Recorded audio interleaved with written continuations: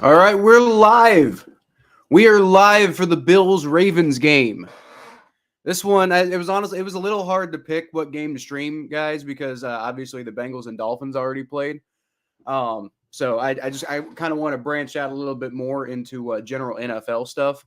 But I had one guy say that I should stream the Cowboys and Commanders game, which I'm not entirely sure if he was serious or not, because I don't know who's really interested in Carson Wentz and Cooper Rush, but at the same time, I'll stream whatever you guys want me to stream. It seemed to be that Bills Ravens was much more popular, which obviously you got Lamar Jackson going up against Josh Allen. That's really compelling. These are two teams that might be playoff contenders this year. I mean, definitely the Bills, and then the Ravens. If Lamar Jackson keeps playing the way he's playing, then I think the Ravens will definitely be playoff contenders and definitely be kind of in the mix and everything like that. But it's been weird this year, guys. They let the Dolphins have that massive comeback, and then they almost did the same thing against the Patriots. So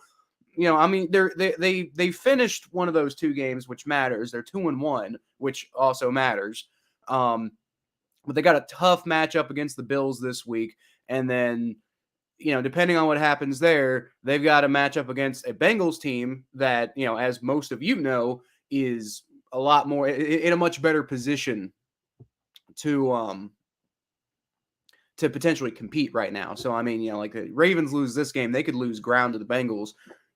They could be third place in the AFC North easily by, next week.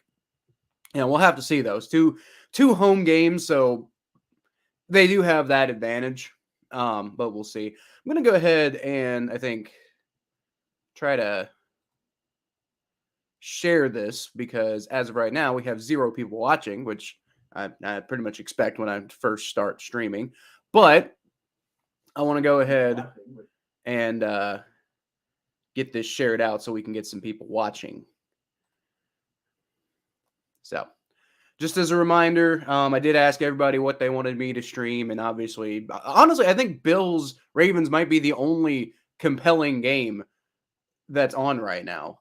Let's see, what are we looking at? While that's loading, I'm going to try to continue sharing all this stuff.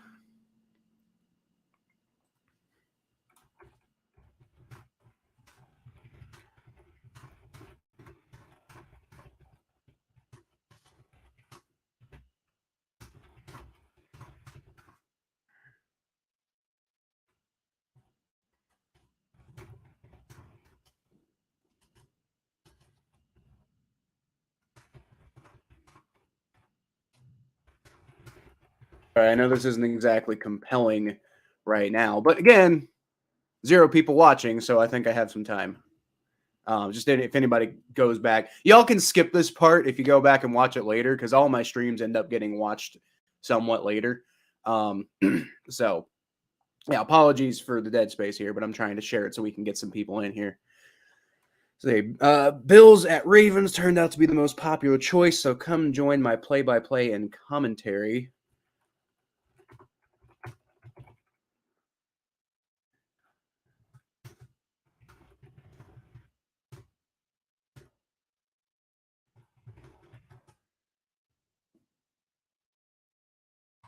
Get that posted.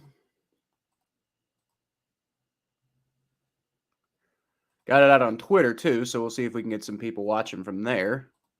And still 0 people, so I mean, it's fine. I'll do these streams even if 0 people are watching. I don't really care. I'm watching the game anyway, so I figure I might as well, try to get something out of it. Stream it and see if we can get some people in here. And if not, worst case scenario, I'm watching reacting to a game anyway. This is what I was planning on doing with my Sunday anyway, so I might as well go live, right? So, all right. So, yeah, let's see. What I was talking about the other 1 p.m. game. So you got Browns Falcons, which I was talking to Thomas from the Battle of Ohio podcast. Had he been available, I think I might have wanted to live stream that because obviously, there's good dynamic going on there. You have a Browns fan and then, me being antagonistic because fuck the Browns. But he wanted to go enjoy the game, like out and about, which I totally understand. Like, quite often I don't stream Bengals games just because I want to go hang out with my friends. And most of the home games I at least try to go to. So you're not going to see those. Every once in a while I might be available during a home game and my friends aren't going to want to watch it with me.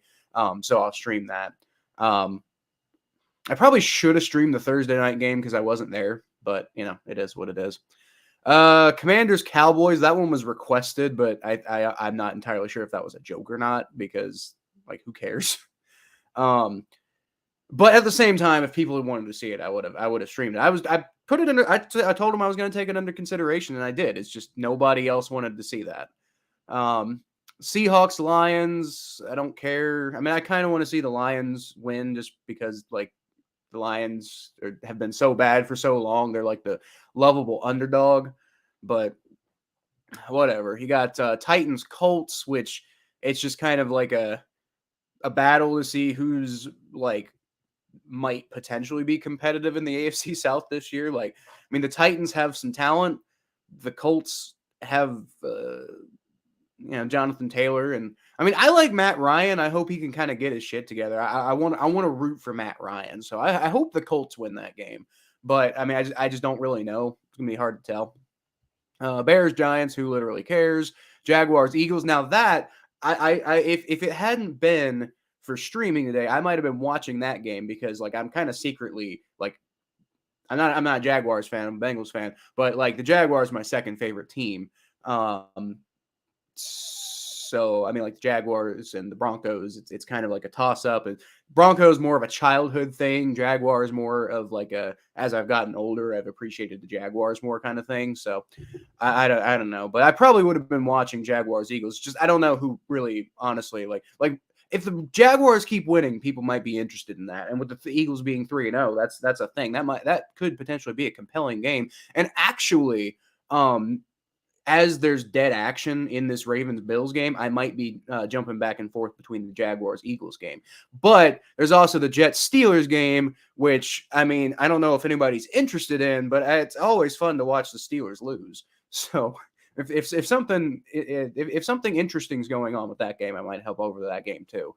This is going to be like, it's not going to quite be like NFL Red Zone because we're going to be focused on Bills-Ravens, but at the same time, like there's a couple other games I'm interested in, so we might, and obviously I'll be talking about all the other games, but and then the other game is Chargers Texans, which like again, who literally cares? I mean, like I think the Chargers are overrated as hell, and I like Davis Mills as a quarterback. I don't love him as like a talent, but he's a very rooting for a bowl person.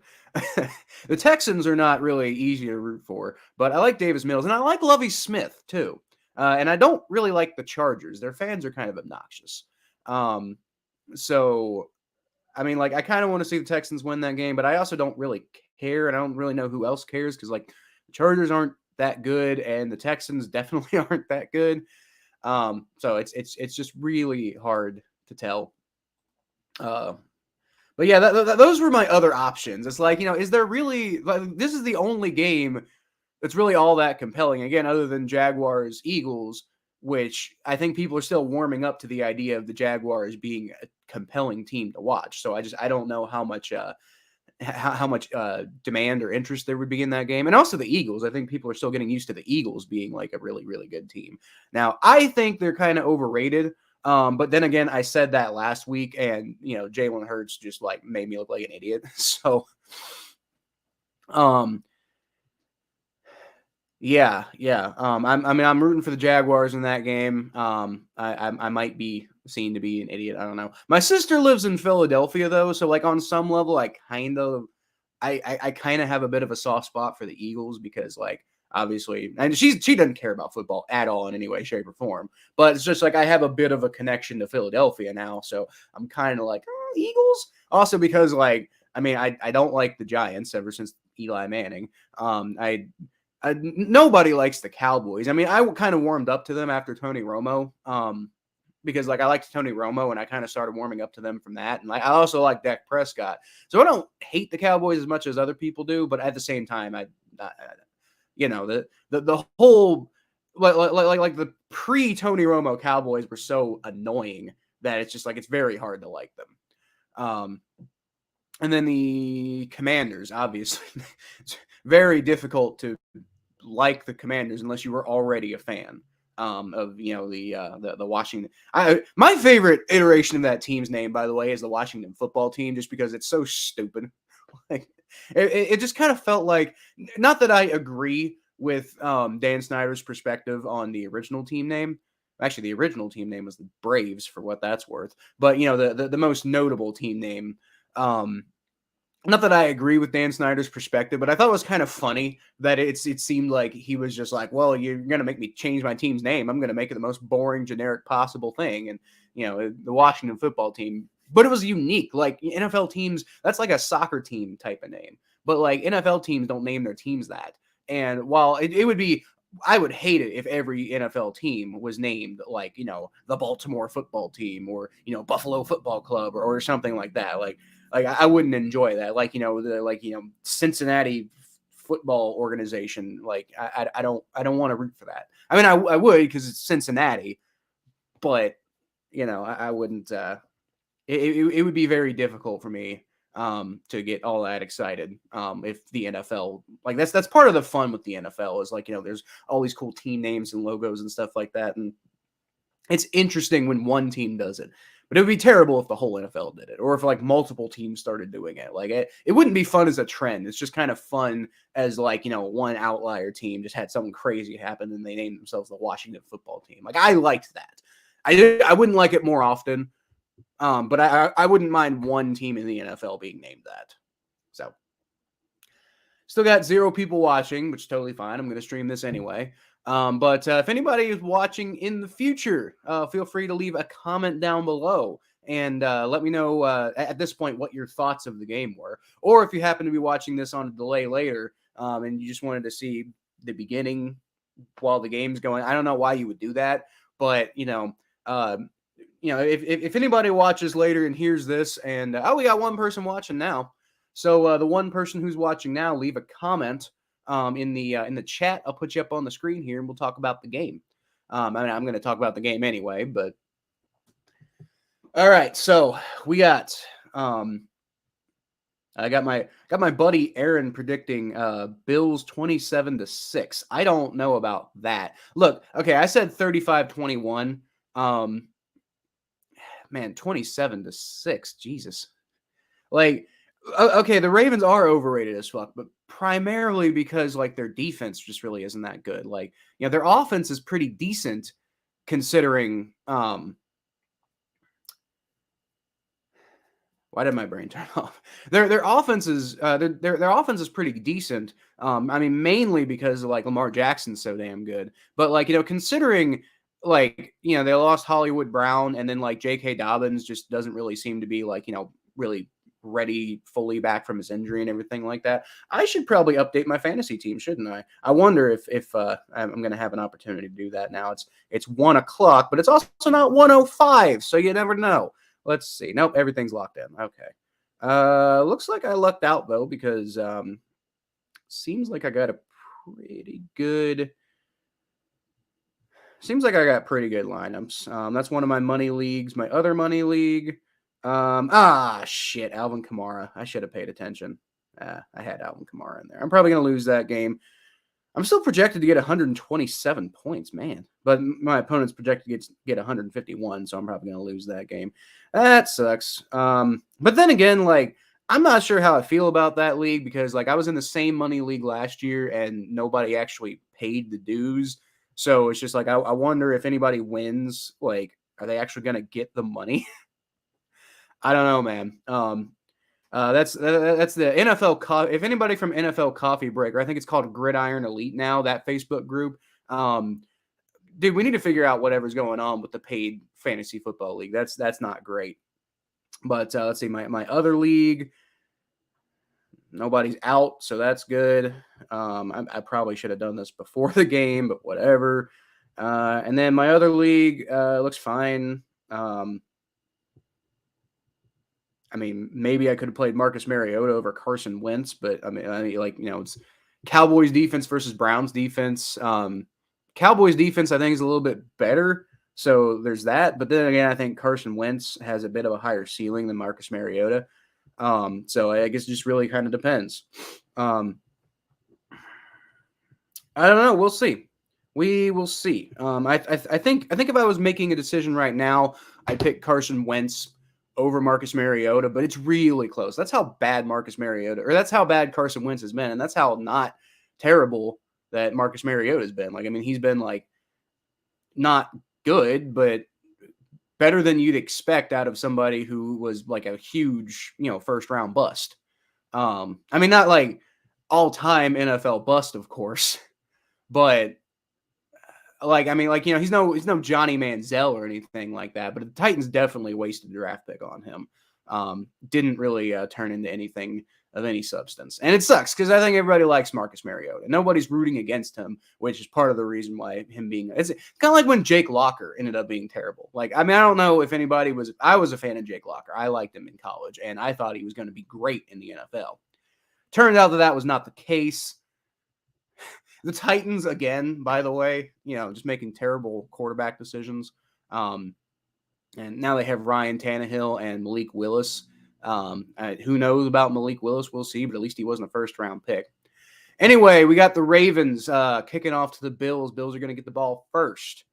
And goes, touchback, kickoffs anymore, just boring as hell. We had like three people watching there for a second. So if any of y'all are watching, leave a comment and tell me what you think about this game, or talk shit to me. I don't really care. Just do whatever you want to do. Leave a comment. I'll put you up on the screen and we'll have a good discussion. Josh Allen is preparing to go out with the Bills offense right now. 145 total touchdowns in the first 64 games. My God. Remember when everybody thought that Josh Allen wasn't going to be any good?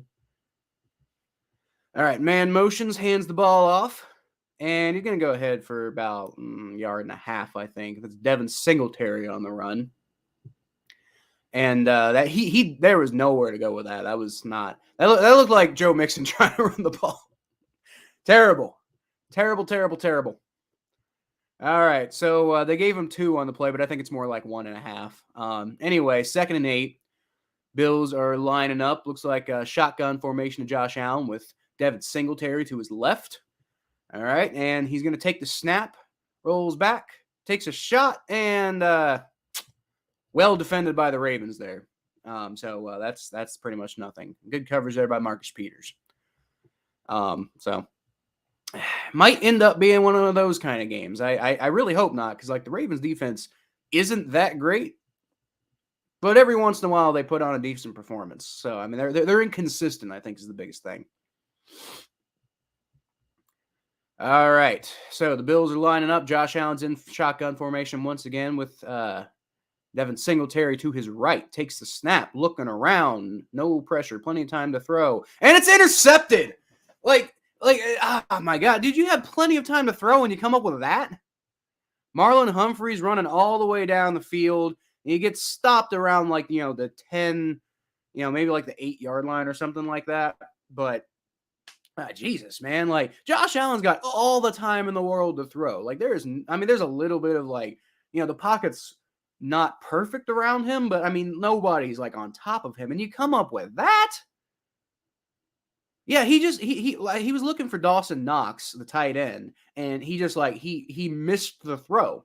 He missed the throw, and Marlon Humphrey, who wasn't even covering Dawson Knox, like comes up with the interception. I do not understand. That right there is the kind of thing, like the kind of like decision by Josh, or not decision, but like there's a face mask that's probably on the return. Okay. So there was a flag on the play, but they're calling face mask on the Bills. So that's going to give the Ravens even better field position. So that sucks. That sucks. Ravens are going to have the ball at the 4-yard line out of nowhere. If you're watching the game, leave a comment. Tell me what you think about that, as I imagine most people are probably Bengals fans. You're probably not a big fan of that, huh? I'm not. I'm definitely not. All right. Lamar Jackson was in pistol formation, but he motions Mark Andrews out to his right. And he hands the ball off to J.K. Dobbins, who's going to go ahead and gets about 3 yards, gets most of the way to the goal line, but I think the Bills stop him. So they're calling that. I think they're calling that down in the 1. So Bills really need to kind of put it together a little bit. Now I know the defense is in a really, really difficult, insane position right now. All I'm saying is the Bengals defense would probably hold them to a field goal here, because that's just what the Bengals defense has been doing all year. And we'll see next week. We will see next week.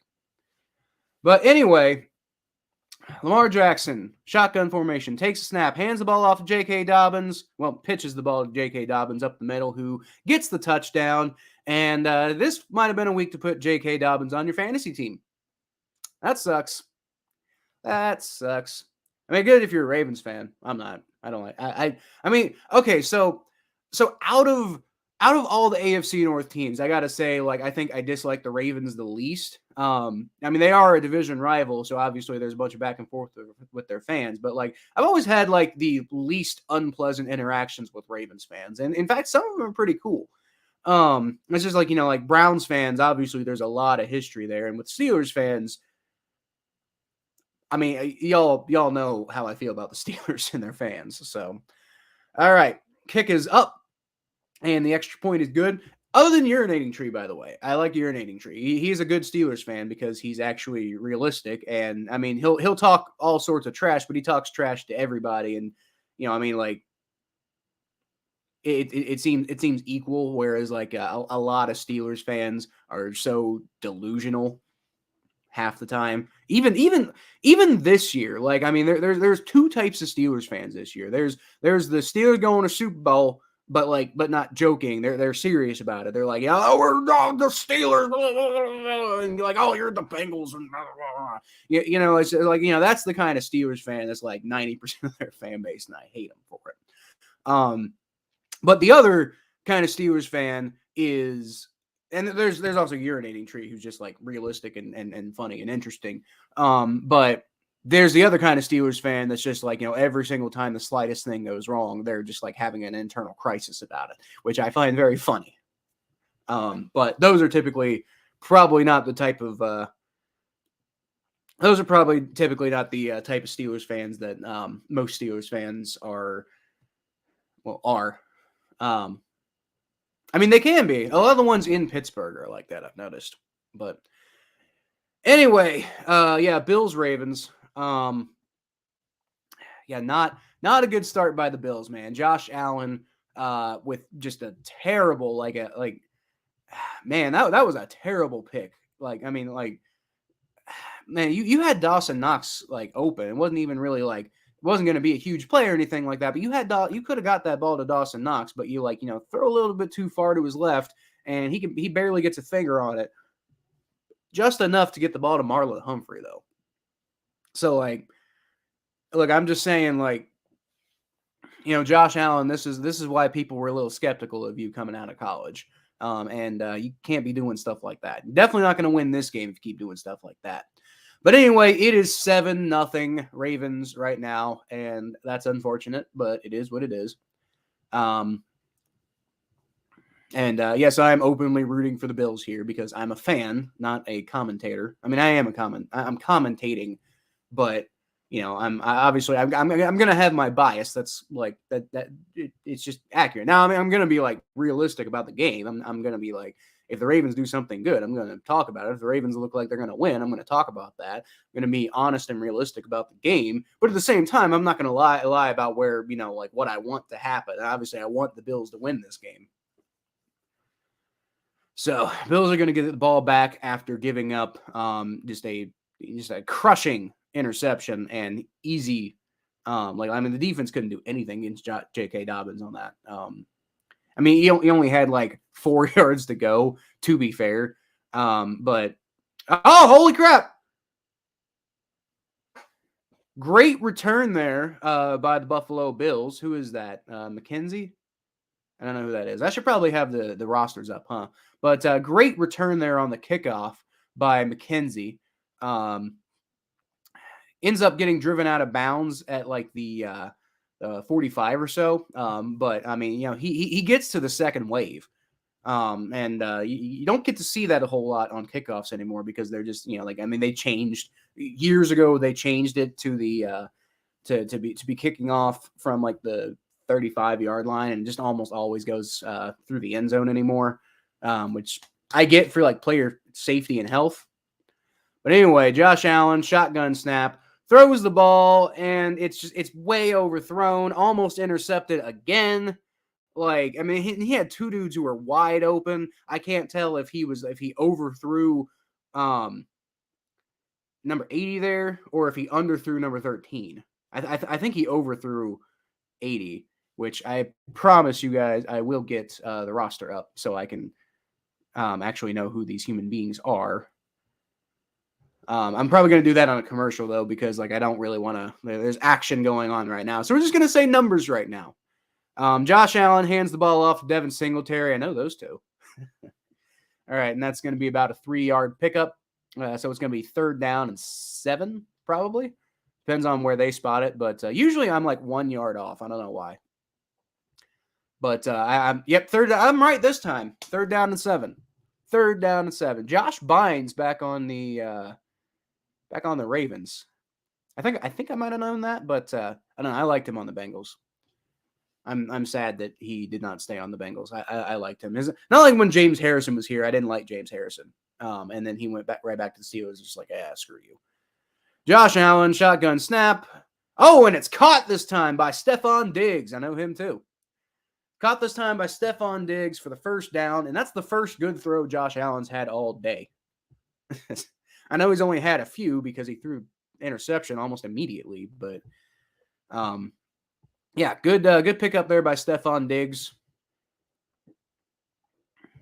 And what a pickup that was for the Bills, by the way. I think Stephon Diggs is part of why Josh Allen's kind of taking the next step, because before Stephon Diggs, Josh Allen was looking not like kind of average, but all right. So Josh Allen hands the ball off. I think they're going to call a false start here. I don't know. Neutral zone infraction on the defense. All right. I keep the referee's name is Jerome Boger. I keep thinking his name is Jerome Booger. I like that. Is Jason Pierre-Paul on? Oh, there's too many men on the field. Too many men on the field on the Ravens. Jason Pierre-Paul is a member of the Ravens. I don't remember hearing about that. I was kind of like checked out this offseason, though, because I was trying to build a business that didn't really work out. Josh Allen takes a shotgun snap, decides to run the ball because he doesn't see anybody, and he is elusive. He makes it happen. 1st down. Picks up about 7 on the play, but because of the penalty, that's enough for a 1st down. Good vision there by Josh Allen. Obviously, it's much easier to run the ball as a quarterback than it is as a running back, but you still got to have vision to see where your lanes are. And the thing about being a running back is everybody's gunning for you, whereas being a quarterback, people have to check to see if you're going to throw the ball or not. Josh Allen, empty shotgun snap, overthrows a dude again, and that one was interceptable. That one, I don't know if that one counts as a turnover-worthy play or not, but had Chuck Clark been in a slightly better position for that, he probably could have pulled that down. That was meant for Crowder, number 80. And once again, got his hands on it, tipped it, and could have easily gotten intercepted by a Ravens player there, Chuck Clark, the safety, on the coverage. But anyway, Josh Allen's in shotgun formation again, rolls back, gets the ball off of Devin Singletary after being under heavy pressure, and he gets the ball up about 3 yards. 3 yards on the play. I think Josh Allen's trying to argue some sort of late hit or something like that. It was a little late, but I don't think it was he started lunging at him before Josh Allen got rid of the ball. So I don't think that's roughing the passer. I'd love it for it to be because obviously good for the Bills, bad for the Ravens, but I don't think it actually is. All right, Josh Allen, shotgun snap, 3rd and 7. Throws the ball, and that might be pass interference, man. I don't know. It's really good play there by the Ravens cornerback, Stevens. But I don't know. Like, I mean, like, he basically tackled the guy before he caught the ball. I think that's pass interference, man. Yeah, I think that's pass interference because you're basically impacting the guy before the ball gets to him. Like, I mean, like, should it be pass interference? I don't know, but like, I think by the letter of the law, that's pass interference. But whatever. Bill's gonna get on the board here with a field goal, assuming he makes it. All right, kick is up and looks like it's good. Yep, kick is good. All right, so we're going to commercial now. I'm going to bring up these rosters so I can, actually cross-reference and tell you who the players are without just being like, that's number 80, because I can't imagine that sounds, worthwhile to say at all.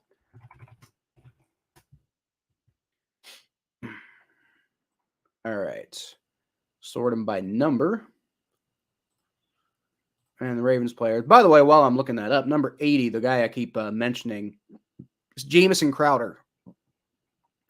I don't know why. I should know Jamison Crowder. I don't know why I couldn't remember his name. Whatever. All right. So we got our rosters up now. And I'm going to bring them over to this screen. I'm going to keep on StreamYard. So, got 2 people watching, by the way. If you leave a comment, I will put you up on the screen and we'll have a little bit of a discussion. But, Ravens leading 7-3 right now. The Bills offense is kind of up and down. Haven't really seen much out of the Ravens offense so far just because they had that really good interception return. So I don't really know how Lamar Jackson's looking right now. It's been all J.K. Dobbins running the ball so far. So, and obviously, you got 4 yards to go. You might as well just run the ball. But yeah.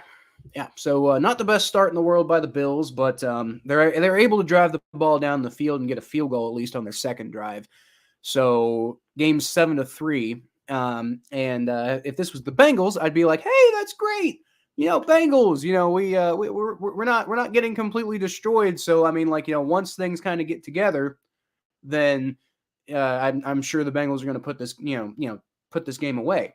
Because that's what they tend to do. They get off to slow starts and then they, put it together. I don't know. I haven't watched enough of the Bills, though, to know what their tendencies are. So I don't know exactly what's going to go on here. I do know they got a slow start against the Dolphins last week, and that didn't go so well for them. They ended up never really being able to fully turn it on. So, we'll have to see, I think, what happens in this game. But looks like the last time the Bills played the Ravens, they won 17-3. That ain't gonna happen. Ravens already have 7. All right. So we're back, and we're looking straight at the lights for some reason. Just staring at the lights. There's the crowd up in the upper deck. Upper deck gets a bad rap, by the way. I like the upper deck.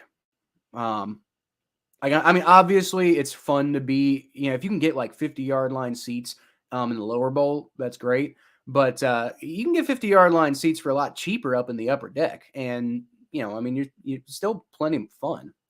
Great coverage there by the Bills on the kick return. I think they tackle them about the 18, 19-yard line. Depends on where they're going to leave it. Looked like the 18 to me, but, it was also kind of a bad camera angle, so I'm not entirely sure. All right.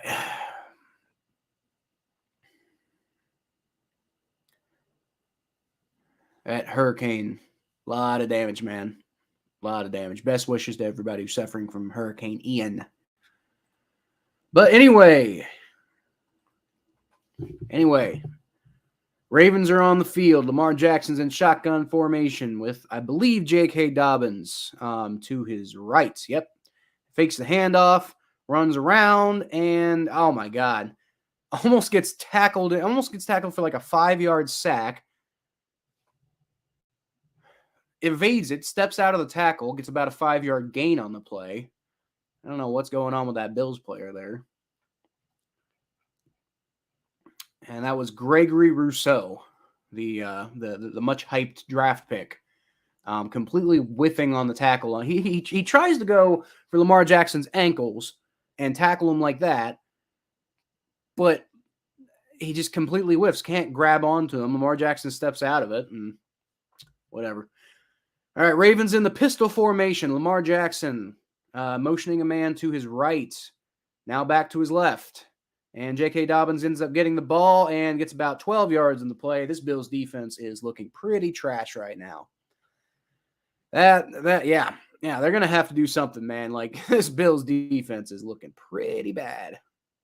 Pretty bad. Now, I mean, I know the Ravens have like a somewhat, explosive offense, but it's also like not an offense that you can't deal with, right? Like, I mean, like they have a lot of weaknesses. Like, Lamar Jackson, obviously better than he used to be, but not exactly like, I mean, he's an elite runner of the ball, and he's an elite juggler of like a run-based offense, right? But I mean, like when you force him to have to throw the ball a lot, he's typically not like elite when it comes to that.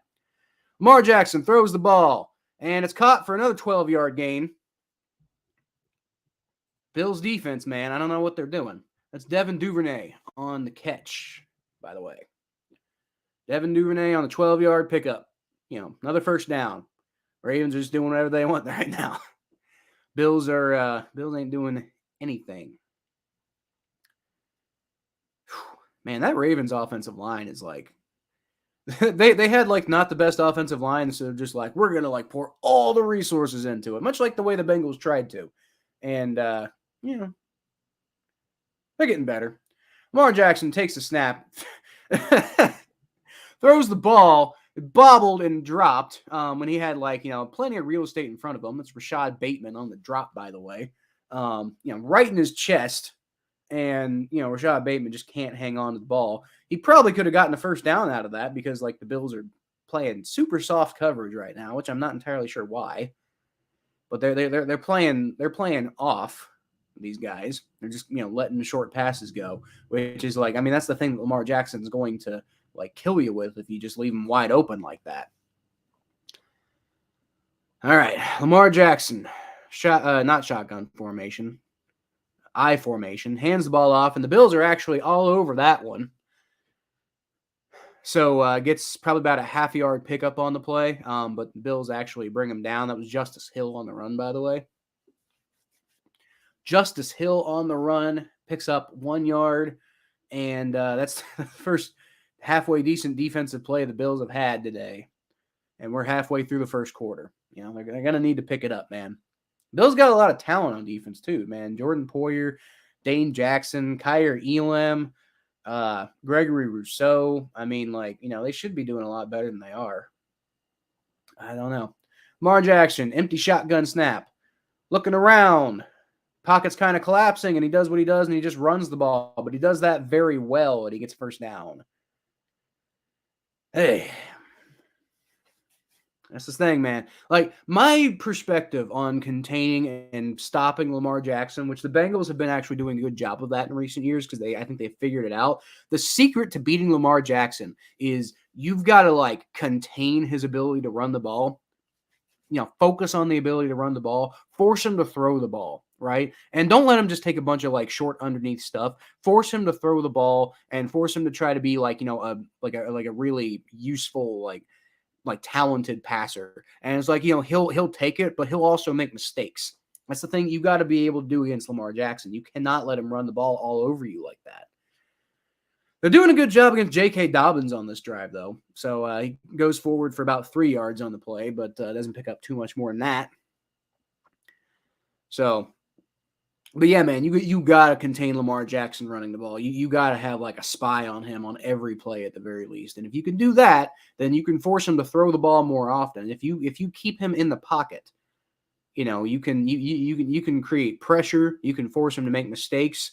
And I mean, he's going to drive the ball down the field. They're going to score points, but you can also minimize the damage if you do it that way. That's just Greg Roman's offense. I'm surprised Greg Roman's still with the team. Lamar Jackson, shotgun snap, throws the ball, caught by number 10, which is Demarcus Robinson. Caught by Demarcus Robinson for about a 2 or 3 yard pickup. So the Bills are just kind of like letting the Ravens chip away slowly. Leslie Frazier, I like him, by the way. A lot of people don't remember. He was the Bengals he was Marvin Lewis's first defensive coordinator when he was with the Bengals. Guess there were some disagreements and stuff. He didn't stick around for terribly long, and his defenses weren't always all that great anyway. But he was the guy before Chuck Bresnahan, which was the guy before Mike Zimmer. Lamar Jackson takes the shotgun snap and fires one to Rashad Bateman, who catches this one. And man, that was tight coverage. I mean, single coverage, but still tight coverage by the Bills defender there. And man, what a throw! What a throw! That he threaded the needle right there, man. Like exactly where you need to. And it actually looks like it actually got tipped a little bit. So it probably shouldn't have been a completed pass, but it got tipped a little bit, and Rashad Bateman made the catch. So very good catch, by the way, by Rashad Bateman. Good throw that got helped a little bit by Lamar Jackson. And he's going to run an option play here. Bills can't tackle him in the backfield once again, and he ends up getting a first down on the play. What else is new? He doesn't get a first down. They're calling it a second down. All right, so it's going to be like second and inches then. All right, second and inches. And, this was an option play. Lamar Jackson, very familiar with running these. Fakes the handoff to J.K. Dobbins. And once again, you got a Bills defender in the backfield who just cannot bring him down. That was A.J. Epinesa. I don't know, man. A lot of these young Buffalo Bills defenders just, cannot seem to tackle to save their lives today. And there's another example. Bills get to J.K. Dobbins in the backfield on the 2nd and 1, but, isn't able to actually bring him down until he's across the line. Leslie Frazier, you're not doing so good, Leslie Frazier. This is kind of becoming an issue right now. What is YouTube trying to tell me? Connection is unstable. I'm not on Wi-Fi. I'm plugged into Ethernet. Okay, if anybody's watching right now, leave me a comment. Tell me what my connection's like. Am I like sputtering out or something like that? Telling me I don't have good connection right now. But anyway, Lamar Jackson, shotgun snap.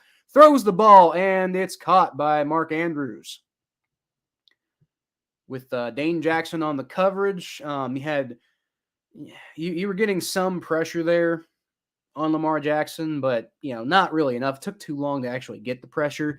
Man, this Bills defense is just they're letting the Ravens have their way with them right now. Bills offense is going to have to step up if they want to have a chance to pull this game together.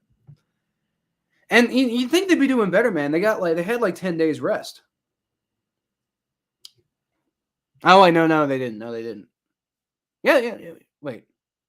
No, okay, they played on Sunday. I don't know what I'm thinking. Anyway, J.K. Dobbins takes the snap, and he's going to pull it forward for roughly about 3 yards. It's going to be 3rd and 1. J.K. Dobbins, very good runner of the ball. Got a lot of injury issues. We'll see how his career goes. But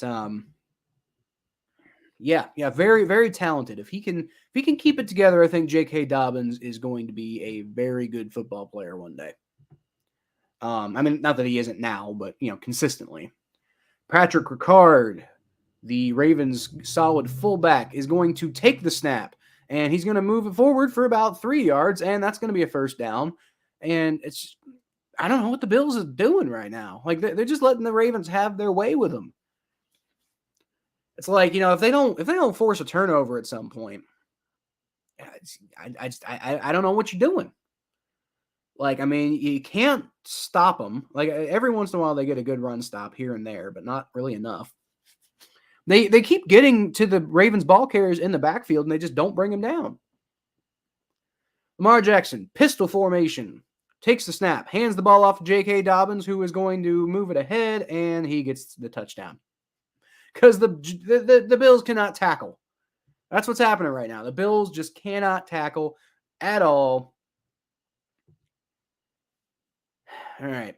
Josh Allen's going to need to engineer a touchdown drive, I think, here to avoid getting too far behind. Because if the Bills' defense is going to play like this all game, then it's not going to be an easy day. Bills' offense is going to have to get something going. Not a good look for the Bills right now. I mean, still a first quarter, but Bills are not looking good right now. And they need to get something together. Hopefully they can have a better second quarter, go into halftime, and make some adjustments. The kick is up. Extra point kick is up, and it's good. Because, I mean, of course it is Justin Tucker. He's not going to miss an extra point. Although I think he has before. Let's see. Justin Tucker. I'm actually curious about this. I feel like I remember Justin Tucker missing an extra point in the past. Like recently in the past. Let's see. Extra points missed. Extra point made. Okay. Extra point percentage. Looks like he's missed a couple of extra points. So 2018, 2019, and 2020. He missed, let's see. 2018, he missed 1 extra point. 2019, he missed 2 extra points. That's kind of nuts. 2020, he missed 1 extra point. And 2022, okay, so that's when wait. Those numbers are not adding up. So just to be clear, I'm on Pro Football Reference right now. Let's see if I can share my screen. I think I can share my screen. I'm going to put it over the game, though, so I don't accidentally get myself copyright striked. Let's see, share screen.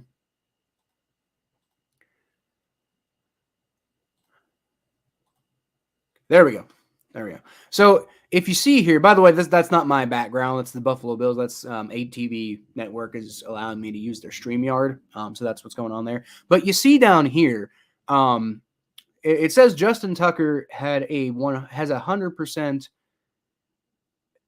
Oh no, that's field goal percent. Okay, I see. I was looking at the wrong numbers. Okay, so you've still got 2018, 19, and 20. He missed at least 1 field goal. 2019, he missed 2 extra points.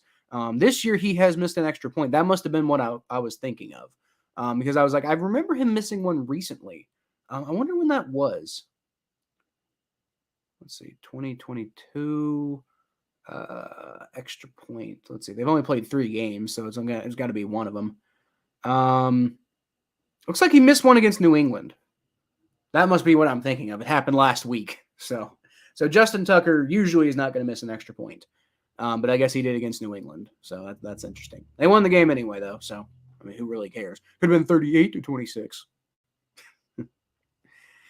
3 people watching right now. If you're watching, leave a comment in the chat, and I'll put you up on the screen here. So we're going to go ahead and take the screen off because I'm actually watching the game on that screen, and I don't want to get copyright striked. There's a lot of people who ask me, Ravens kicking the ball off. There's a lot of people who ask me, by the way, like, why are you not actually streaming that? What on earth?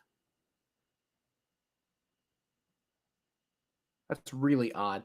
Okay, so that ended up being good for the Ravens. But Justin Tucker kicks it really short, kicks it to like the 20-yard line on the kickoff, but then he only picks up 3 yards on the kick return. So it's still short of a touchback. That's really confusing. But yeah, don't want to get copyright striked. I'm watching the game. But I mean, there's people who ask me like, why are you saying you're streaming the game, but it's actually just you talking? It's like, well, because if I stream the game on YouTube, that's illegal. I get my channel taken down for that. That's not like, can't do that. Josh Allen, shotgun snap. Throws the ball to Devin Singletary, who just completely drops it.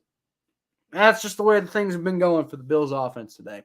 Josh Allen can't throw the ball, and when he does, it doesn't turn out so well for him. Josh Allen, 2 for 8 today. 21 yards and an interception.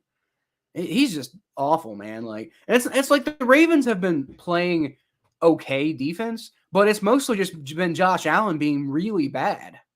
Like Josh Allen's been way off, and like the Ravens have been like capitalizing by like catching errant balls and stuff like that, but they haven't been making amazing plays.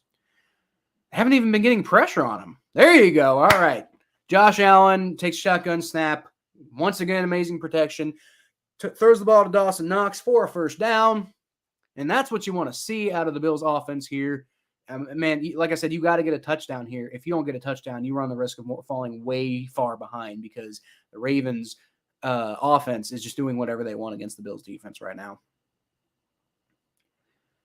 All right. So Josh Allen's going to take the snap, hand the ball off to Devin Singletary, who fumbles. Oh my God! Oh my God! What is happening, dude? The Bills' offense is just a nightmare right now. He fumbled the ball. Ravens are all over it. Man, it's like the Bills' offense in general is just awful right now. And it's like, okay, I will give the Ravens credit for getting 2 turnovers in the first quarter alone. I mean, like, they're clearly not doing nothing. He ripped the ball out of Devin Singletary's hands there, but it's mostly just the Ravens defense capitalizing on massive mistakes by the Bills.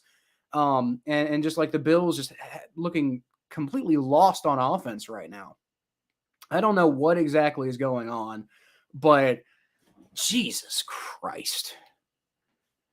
Man, this is a horrible offensive performance by the Bills. And, I mean, the Ravens are just, like, eating it up, taking advantage. You know, they're just – Ravens in general are just doing whatever they want in this game right now. It's going to, like, you know, I don't know. Lamar Jackson, shotgun snap, running all over the place, just does whatever he wants. My God. Runs around for, like, 15 seconds in the backfield, eventually gets somebody to go impact him. And then he finds a wide open J.K. Dobbins for like a 15-yard pass. Like, dude, the Bills are awful right now today. The Bills are just a joke. Like, this is not a Super Bowl contender the way I'm seeing them right now. Like I said, the Ravens, give all the credit to the Ravens to the world right now. I mean, they are doing what they're supposed to be doing. They're playing a solid game. They're not making mistakes, and that's huge. They're capitalizing on massive mistakes by the Bills. But again, it's not like the Ravens are like, I mean, Lamar Jackson is special, like just period, point blank. Like, you know, Andy Dalton's not going to be making these kind of throws or extending plays like this or anything like that. But outside of Lamar Jackson being really special, the Ravens aren't doing anything particularly fantastic right now. It's just the Bills are just completely falling apart. This is not an AFC Super Bowl contending team right now. There is no way in hell that this Buffalo Bills team is going to the Super Bowl. It's just, I mean, you know, you could have said the same thing about the Bengals through the first 2 weeks. So I'm not going to sit here and, you know, say like the Bills are like, you know, like early in the season, I'm, you know, dead on the Bills right now. But I will say the Bills are not looking nearly as good as I thought they were. Hell, you know, my most recent power rankings, I had the Bills as the number 1 team in the NFL because I thought that, you know, they probably would have won that because they looked great through the first 2 weeks. And then, like, they should have won that Dolphins game, but they just ran out of time. And so it's just like, you know, yeah, the Dolphins look really good, but I think the Bills are still better. But, man, after this, like, I don't even know if I'm going to have them in my top 10. Like, I mean, I might still have them in my top 10 because, like, I mean, it's hard to argue with that first 2 weeks that they had. Man, they just beat the hell out of the defending Super Bowl champion Los Angeles Rams, and then they beat the hell out of the Tennessee Titans. So and then they lost to the Dolphins, but they also probably should have beat the Dolphins with a little bit better organization. So, you know, I don't think I'm going to take the Bills out of the top 10, but, like, I mean, honestly, right now they're not going to be in. I probably won't have them in the top 5 with this performance. This is awful. I mean, they can still get it together, obviously. You know, it's only the second quarter. But, man. This is terrible. This is just terrible.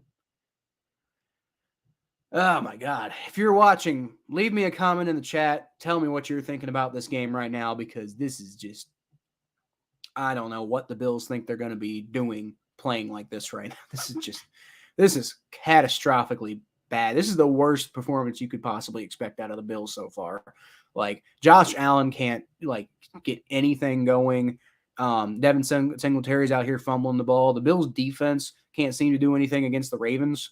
Honestly, if the Ravens had more drives right now, they'd be up by more. It's just, you know, They've been slowly driving the ball rather than just getting immediate scores. That's the one thing that's been going good for the Bills.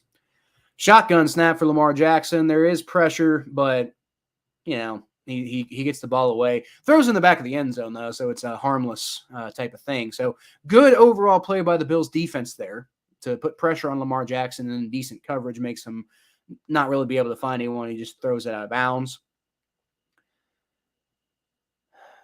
Probably with a little bit better anticipation, I think you probably could have had Devin Duvernay there. And also, I think with a little bit more touch on that ball, you probably could have had Mark Andrews on that throw that you did make. But he, again, just throws it out of bounds. I think it might have been him just kind of giving up on the play. I'm not sure.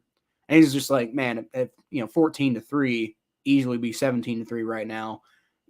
Just do what you do. Lamar Jackson hands the ball off to Justice Hill. And he's just going to weave and bob his way for about 4 yards. Bills cannot do anything once again. They've been on and off okay against the running game, like running backs anyway. Woo!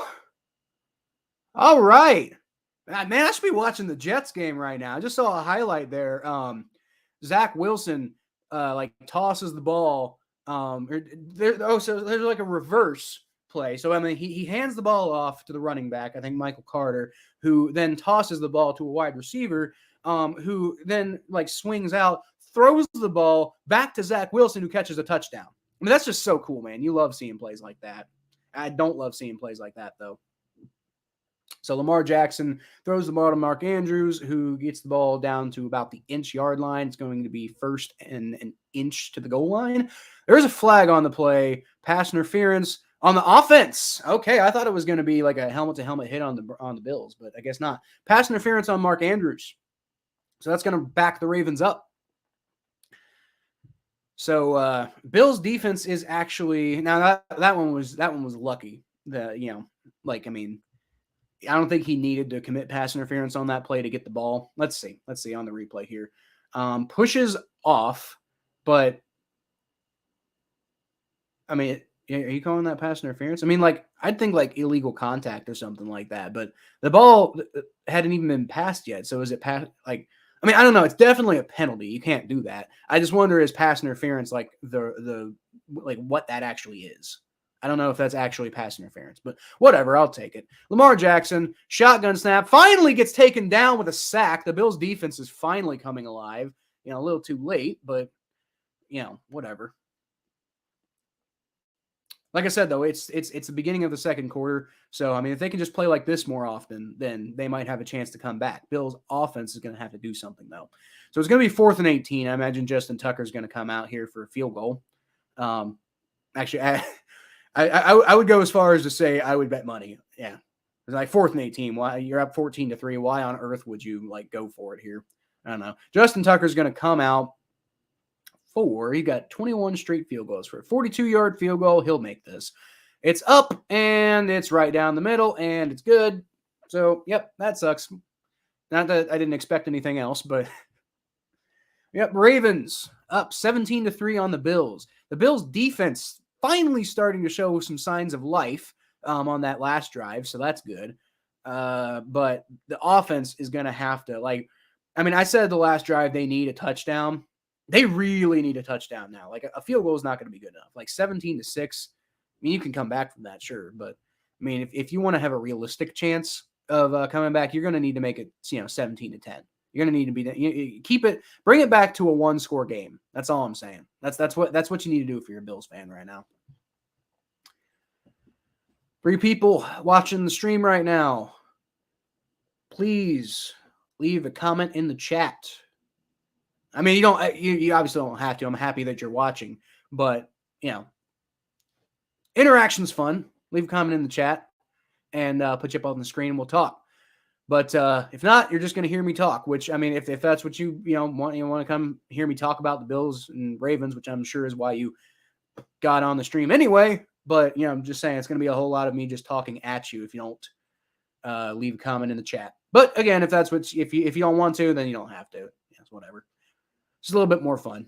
But anyway, looking at the Bills and Ravens here. I came into this game, like I said, I got 35-21 Bills because, quite frankly, I just think the Bills coming into this game looked like the better football team. The Ravens were a little bit more, I don't know if consistent is the right word. They obviously had that huge, like, if it hadn't been for the huge comeback by the Dolphins, they'd be 3-0 right now. And their offense has been consistently pretty decent this year. The Bills have been really kind of like, they I don't want to say up and down. They were really consistent and great those first 2 weeks. And holy crap, with an amazing pass rush all year. I don't know what, like, they have not been having a good pass rush today. That's why I'm kind of confused. Very good coverage against the Titans, but terrible coverage against the Miami Dolphins, and awful run blocking apparently. But that's really confusing. So per PFF, they've got an 84.5 run grade against the Miami Dolphins, but a 31.6 run blocking grade. So I guess that's just Devin Singletary was doing everything he possibly could, but they couldn't run block to save their lives. I don't know. Kind of hard to tell. But yeah, didn't have the best game against the Miami Dolphins, but there's still flashes here and there. And honestly, they really could have won that game if they hadn't screwed it up at the end. So this really, for both teams, honestly, this could be a tale of two 3-0 team, 2 3-0 juggernauts going up against each other. Right now, it's looking like the Ravens are the juggernaut and the Bills are just kind of like happy to be there. Because, man, that Bills offense, like the defense finally kind of came alive on the last drive, but the offense was just horrible. Horrible, horrible, horrible. They haven't done a damn thing today. Ball falls off the tee on the kickoff. So they got to Justin Tucker's stomping the ground for some reason. They got somebody coming over to have to hold it. I guess there's a lot of wind. Maybe that's why Josh Allen's been having trouble throwing the ball.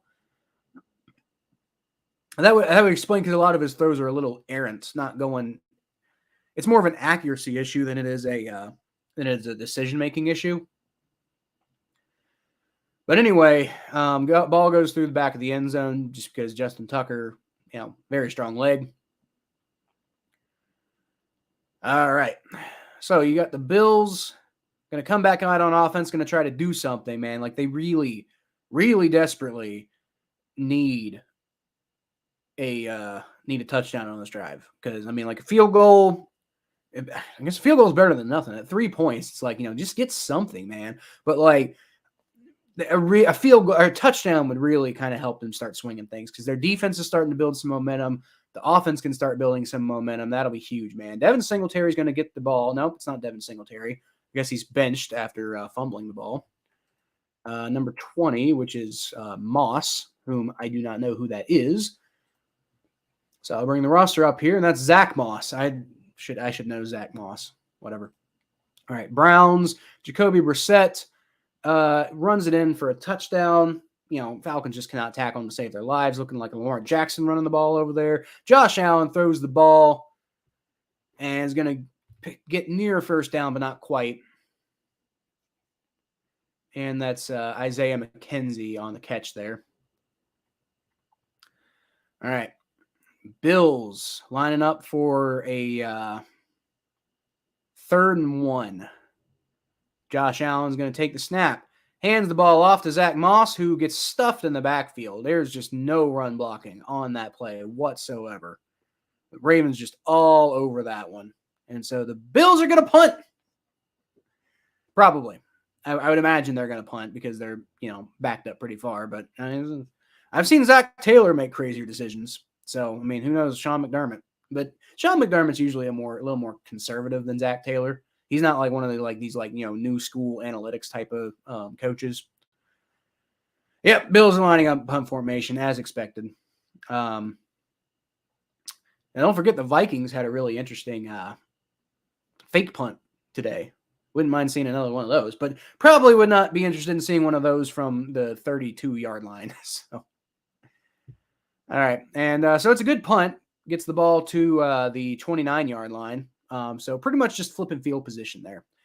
Bills offense looking completely inept right now. Defense started looking better on that last drive, but let's see if they can keep up the momentum here. Oh, boy. Y'all see that Vikings game, by the way? That was crazy. That was crazy. My boy Andy Dalton out there trying to do his best 2018 impression when he took down the Baltimore Ravens to send the Buffalo Bills to the playoffs, back when Tyrod Taylor was their quarterback. Man, that was a crazy game though. Like, I mean, Kirk Cousins was, clearly I think the better quarterback in the game, but he was also making some weird mistakes and everything like that. At the very end, double doink by the Saints kicker. So a kick that could have sent the game to overtime, and he had the leg for it, but it was just barely off. Hit the left upright, and then it bounced off of that, and then bounced off of the crossbar, and then went out instead of going in. So that game came this close to me honestly not finishing it because I was going to stream this game one way or the other. But man, that was a crazy ending, man. That was a really good London game to watch. It's Andy Dalton versus Kirk Cousins, not exactly the most compelling quarterback matchup of all time. Even back in Andy Dalton's heyday, it wouldn't have been the most compelling quarterback matchup of all time. But the game itself was actually really, it was kind of cool throughout the game, especially that fake punt that the Vikings pulled off. And then Andy Dalton had some really some really not so great throws. I mean, it's typical Andy Dalton. He played very up and down, especially under the bright lights. But there were some throws by Andy Dalton. It's just dude, man. It reminds me of being a Bengals fan and watching him throughout the years. It's just Andy Dalton has the ability to be a very good quarterback. He's just so damn inconsistent.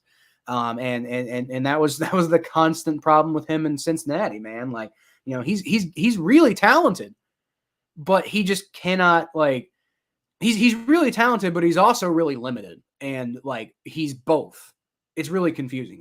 He can make some really insane throws and, he can be creative and make some cool things happen, but he's also really limited and can't do a lot of things. And both of those things show up and it's really confusing. The Dalton line is real. Lamar Jackson motions J.K. Dobbins to his left, ends up in empty formation, bobbles the snap a little bit.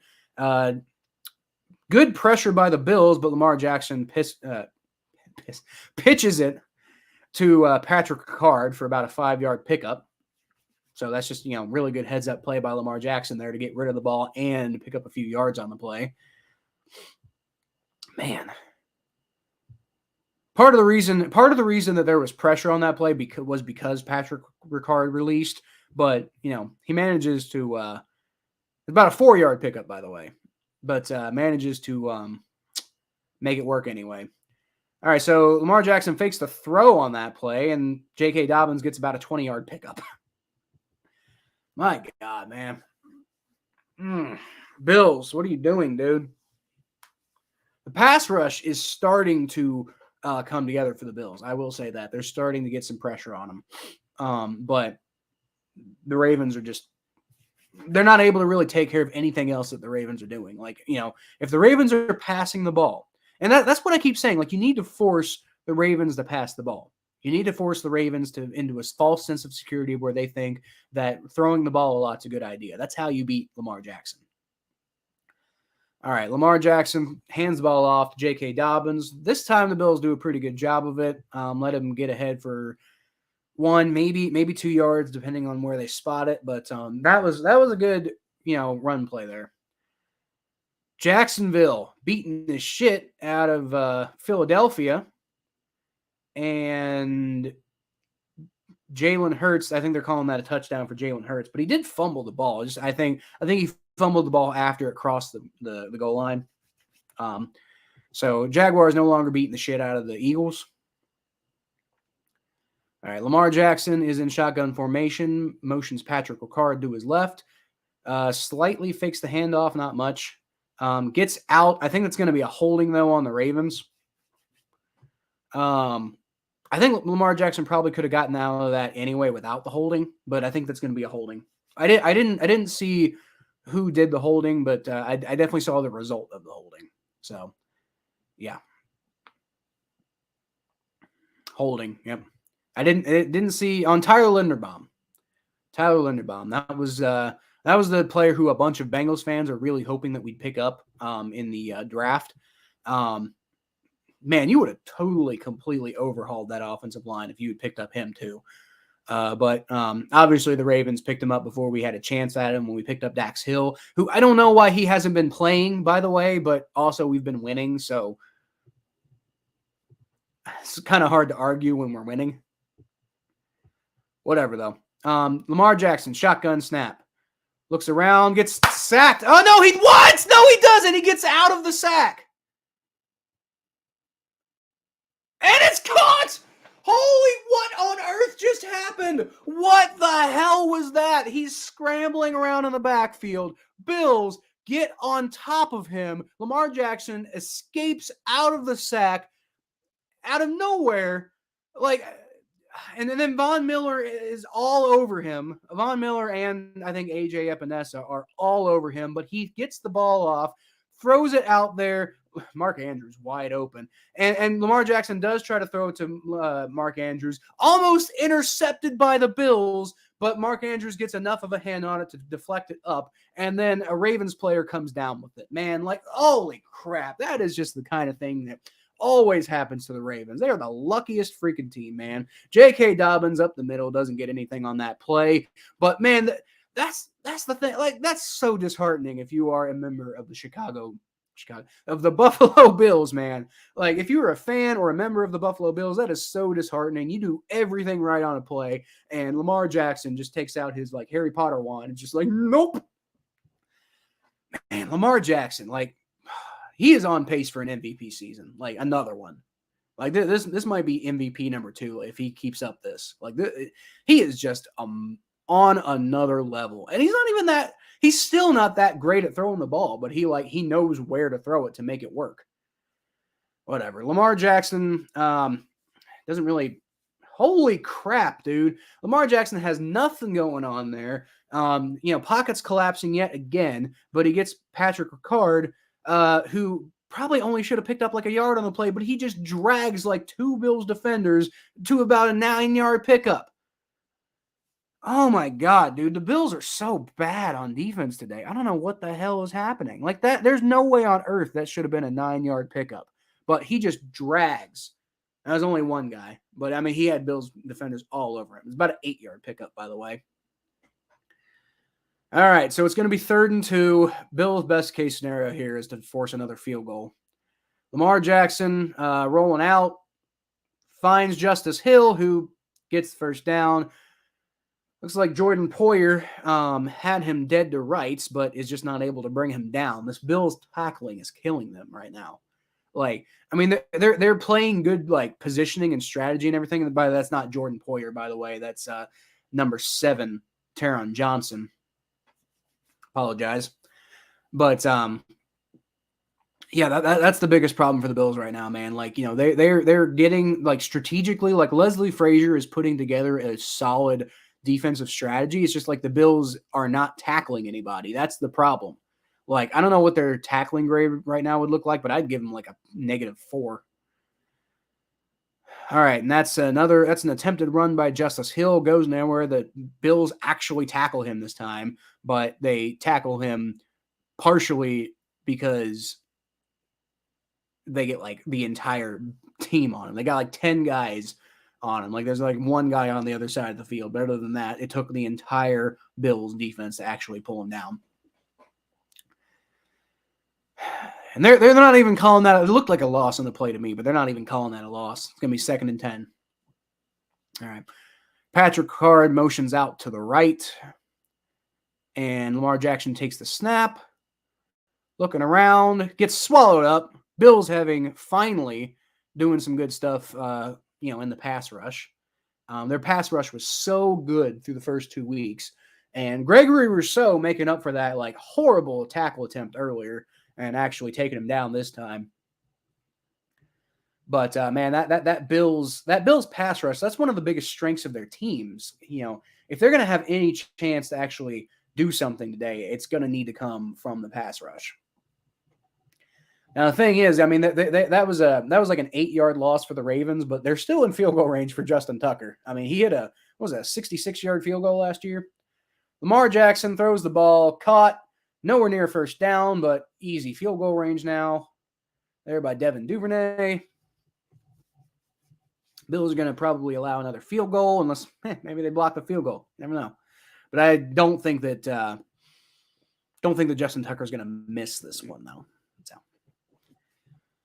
yeah, not exactly the game you want from the Buffalo Bills. It's about to be 20-3, unless he misses it. Not saying he can't miss it, just saying it's Justin Tucker and it's a 46-yard field goal attempt. All right.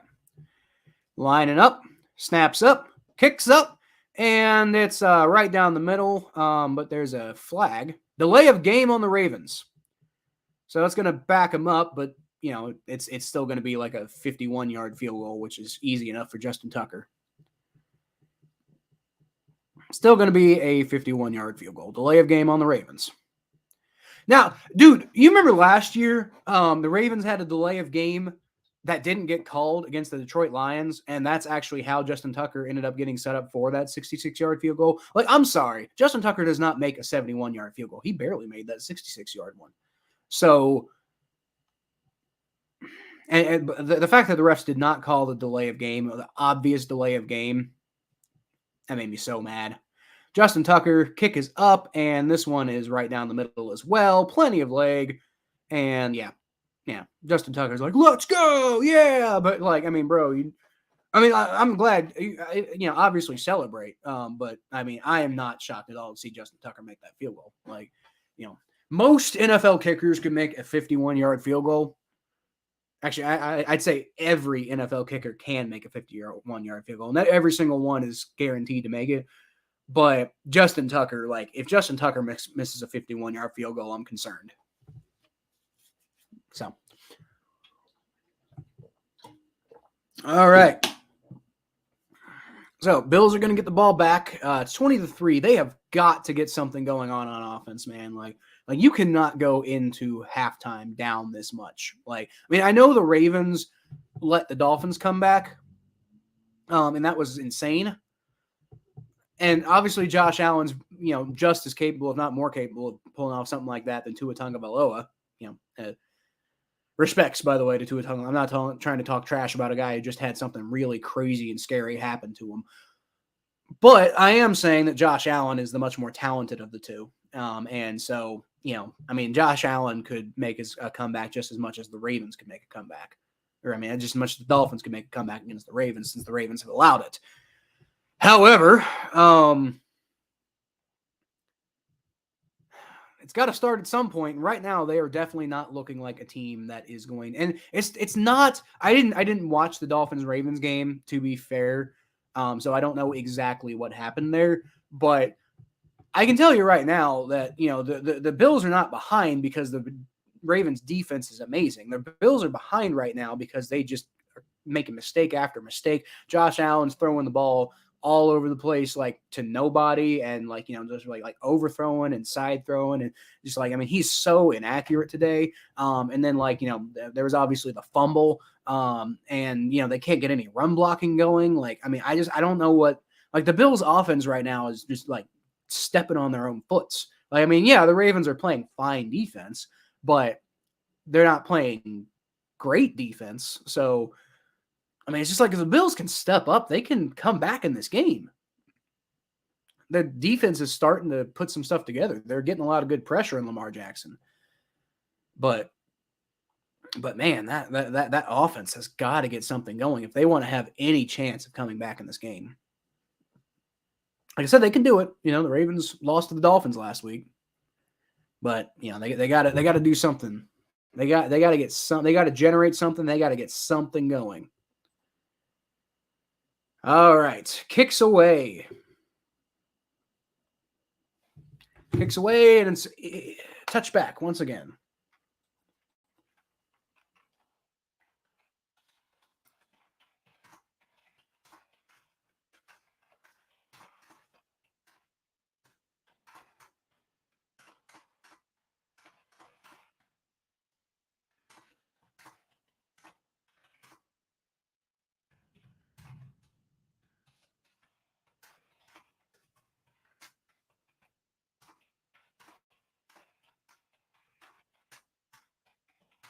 Josh Allen, shotgun snap, throws, and it's caught over the middle for about a 4-yard, 5-yard gain, 6-yard gain maybe by Jamison Crowder. So good play there.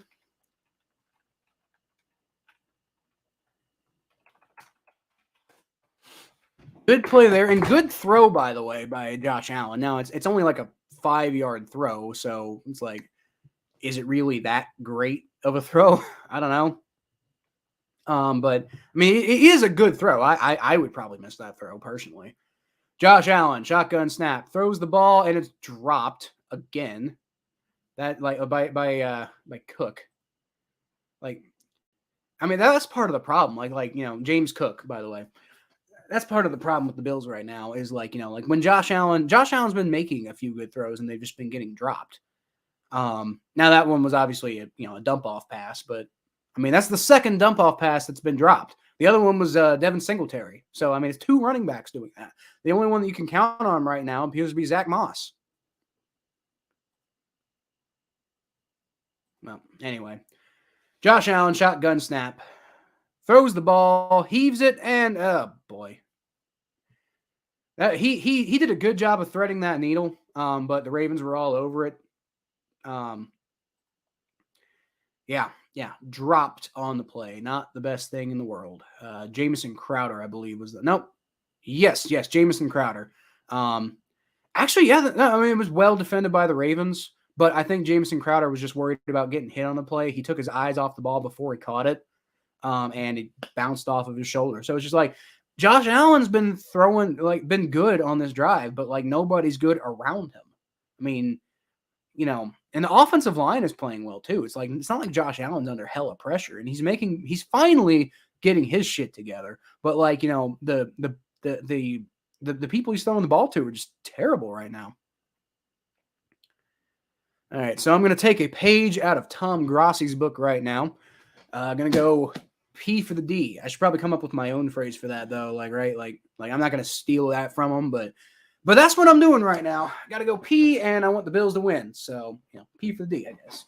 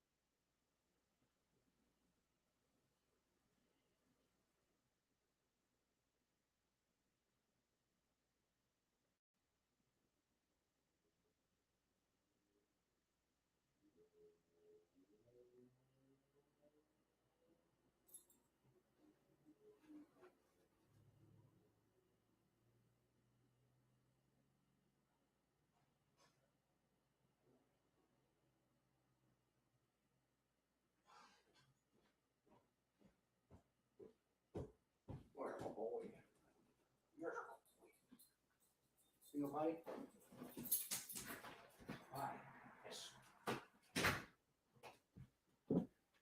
All right, we're back. And I'm going to leave my door open for a little bit because just let my dog outside. So he's probably going to want to come back here in here in a second. But anyway, that Bills offense, man, like, yikes. That's all I got to say is yikes. What is it? Bengals play them later this year, right? Now we play them near the end of the year. So, oh boy. Bengals play the Bills near the end of the year, and so that's going to be interesting. If the Bills keep playing so it's week 17, second to last game of the year. The Bills keep playing like this, man. That's going to be a game that I think the Bengals should easily win. But I would imagine by week 17, the Bills will kind of bring everything back together. But just like the last 2 weeks, the Bills' offense has just not looked good at all. Ravens are just, taking advantage, just pouring it on right now. Jesus. All right. So Lamar Jackson is going to come back out onto the field. It's going to be 1st and 10 after the touchback. And And emotions man, Devin Duvernay to his right. He's going to hand the ball off. No, he's going to fake the handoff. He faked me out. Gets the ball to Mark Andrews. Picks about 7 on the play. So that's what I'm saying. Like, flag. What's the flag? What I was going to say was, like mild plays by the Ravens go for like 7 yards in this game. Mild plays by the Bills go for like, -2. That's the difference in this game right now is the Ravens know how to move the ball and the Bills don't. Ravens are backing up, though, an eligible man downfield. So that's the thing, man. The Ravens are so sloppy today, and they're winning, and they're dominating. I will say, though, that does make me believe that the Bills have a chance to come back if they can get their shit together. Because if the Ravens are going to play sloppy like this, then they open themselves up to the team coming back. Lamar Jackson bouncing around in the backfield and almost not quite almost intercepted. But not the best throw in the world to Rashad Bateman. Kind of tips it. And had the defender been a little bit more heads up on that play, probably could have brought that in. But it just harmlessly falls to the ground. And so it's going to be 2nd and 15. Fly in my room. I'm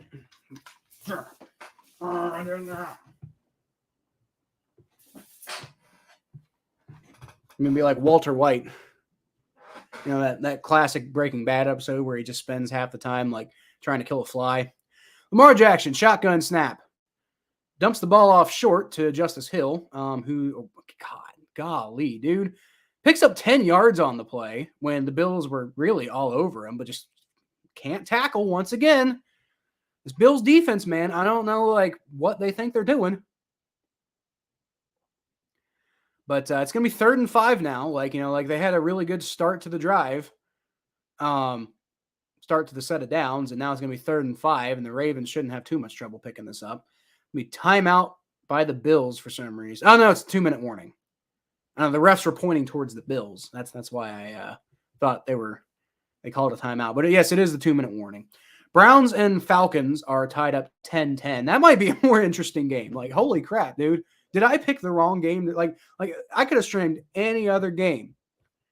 Let's see what's going on. It's the 2-minute warning. I got a second to check the scores. So let's see. We got the Cleveland Browns and Atlanta Falcons 10-10. I said I wasn't going to stream at halftime, by the way. I said I wasn't going to stream that game unless Thomas wanted to stream, and he didn't. So that's the reason why. Commanders Cowboys 7-6. So I stand by my decision that nobody cares about Cooper Rush and Carson Wentz. Although I will say right now it's a more compelling game than this one. Very defensive game. Seahawks beating the ever-loving hell out of the Lions. So that's unfortunate. Not that I hate the Seahawks, but I like the Lions. I want to see them do well. Tennessee Titans up 24-3 on the Colts. So that's not really what I want to see. Unfortunate, whatever. Giants up 14-6 on the Bears. So that's a bit of a closer game. But Giants have been getting touchdowns. Bears have been getting field goals. I think that's the main thing here. Saquon Barkley having a good game so far. So not even halftime yet, and he's already at 77 yards on the day. Eagles tied it up with Jaguars. Jaguars outscored the Eagles 14-0 in the first half, and Eagles answered them back 14-0 in the first quarter, and the Eagles answered them back 14-0 in the second quarter. So. Looks like the Eagles are in the scoring range right now. So that's unfortunate. Go Jags. Jets are beating the Steelers 10-0, which I find hilarious.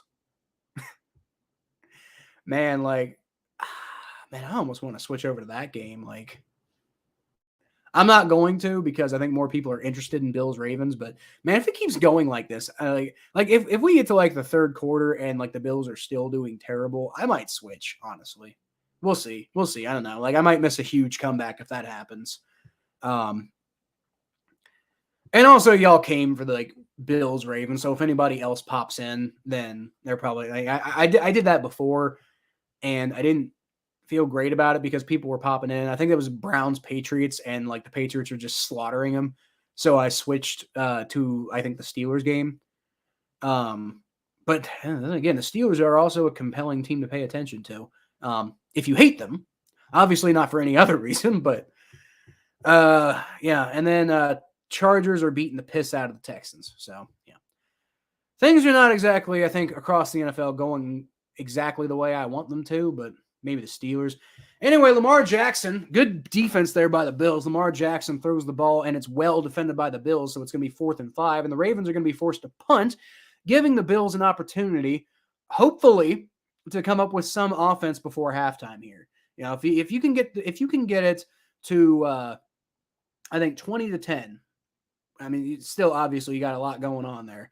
But if you can get the ball to, if you can get the score to 20-10 before halftime, and then obviously you get the ball first. If you can build some momentum here, and you can, do like, the double up scoring, then it could be, it can be 20-17 before you know it. So go get a touchdown here, and then, get the ball back, get another touchdown. And then what's John Harbaugh yelling about? Yeah. Anyway, you could have a pretty solid comeback attempt here if you can get a touchdown here. But, man, you got to get a touchdown here. Now, if you don't, you could always get a touchdown first play of the second half. But, golly, man, golly, the Bills just gotta step it up. This is hard to watch. Yeah, unless you're a Ravens fan. All right, Josh Allen takes a shotgun snap. He's going to throw, and it's going to be caught for a first down by Gabriel Davis. It's going to be about a 13, 14-yard pickup. And there's going to be a flag, I think flag on Marcus Peters of the Ravens, so I'm not sure what he did here. I didn't see any flag. But then again, they had a commercial holding on the defense. Okay, all right. That's declined, though, because obviously it doesn't tack on to the end of the play.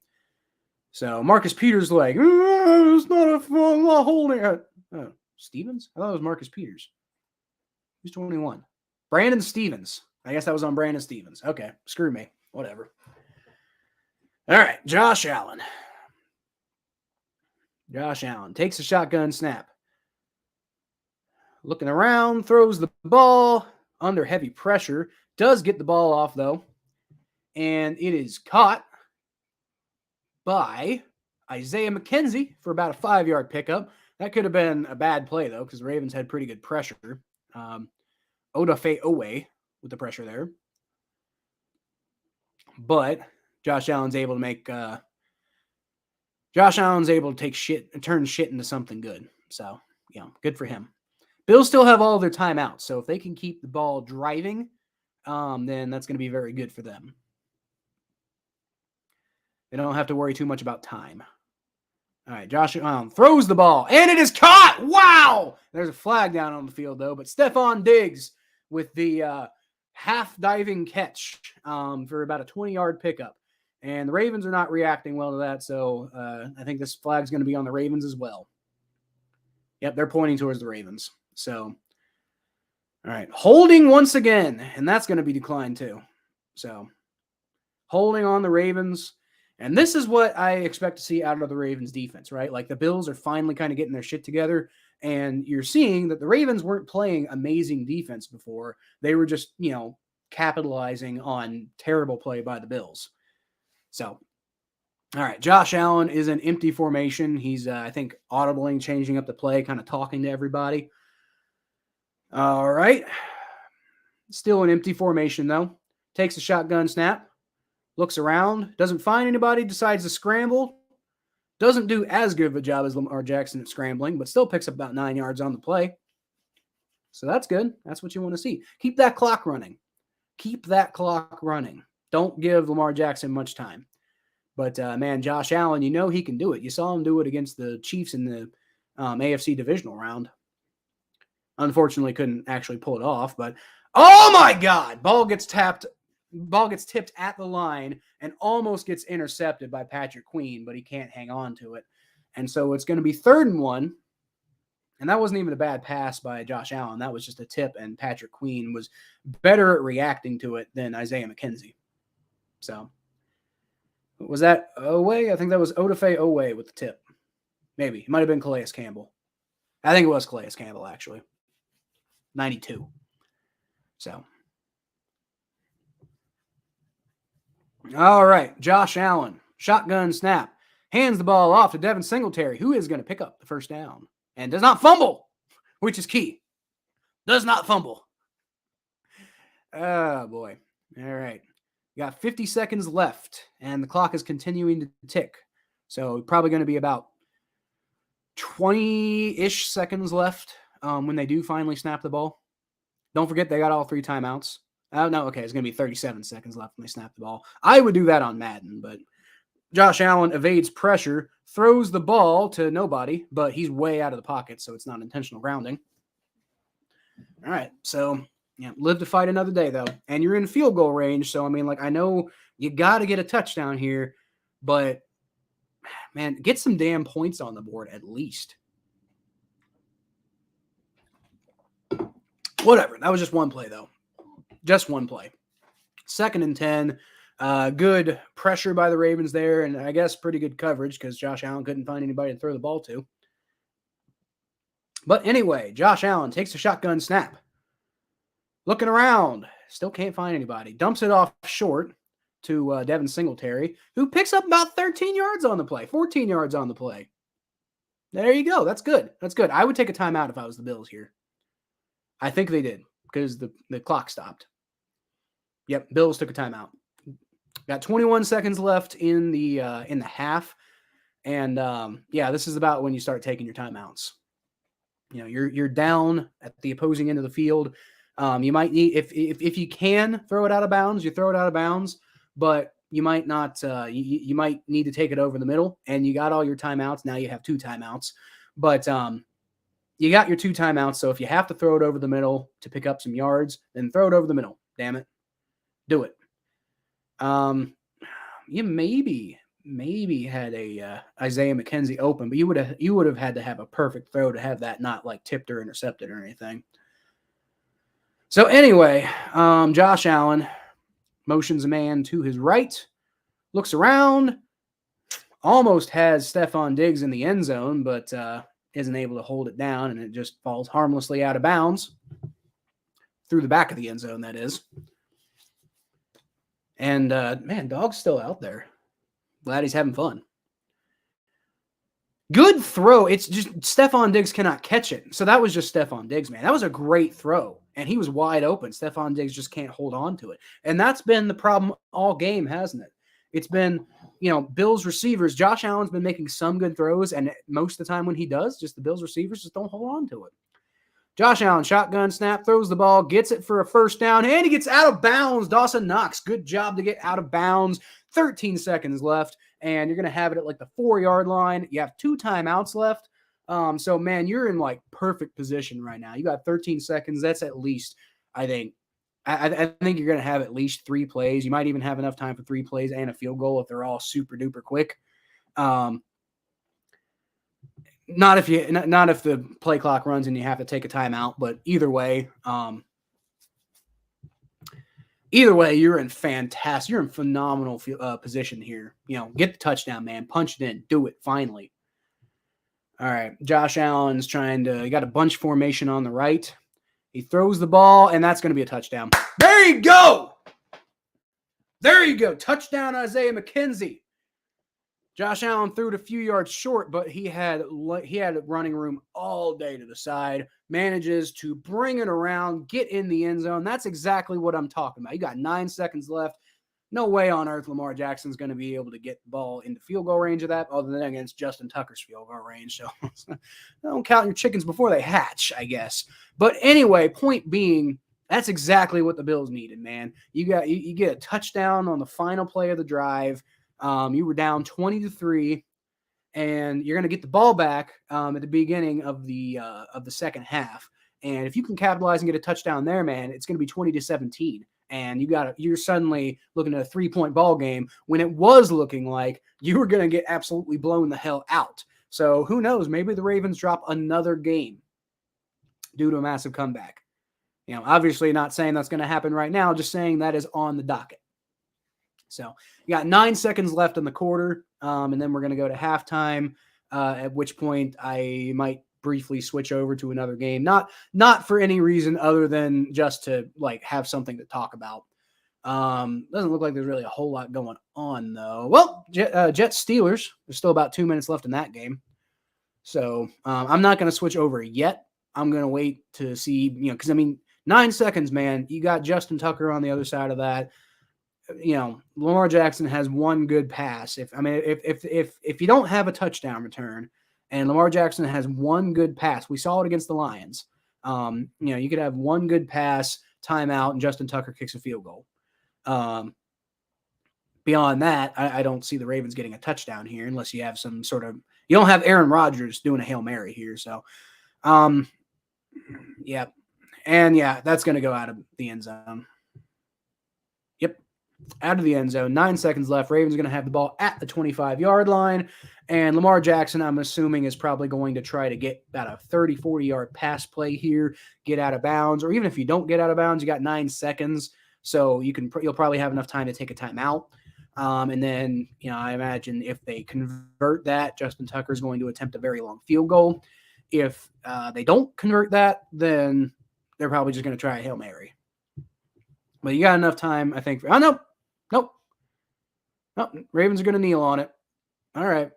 It's fair enough. That's fair enough. I'm just saying, man, you got an opportunity to get some more points when you got, like, the greatest kicker in the NFL. But yeah, whatever. 20-10 at halftime. Ravens versus Bills.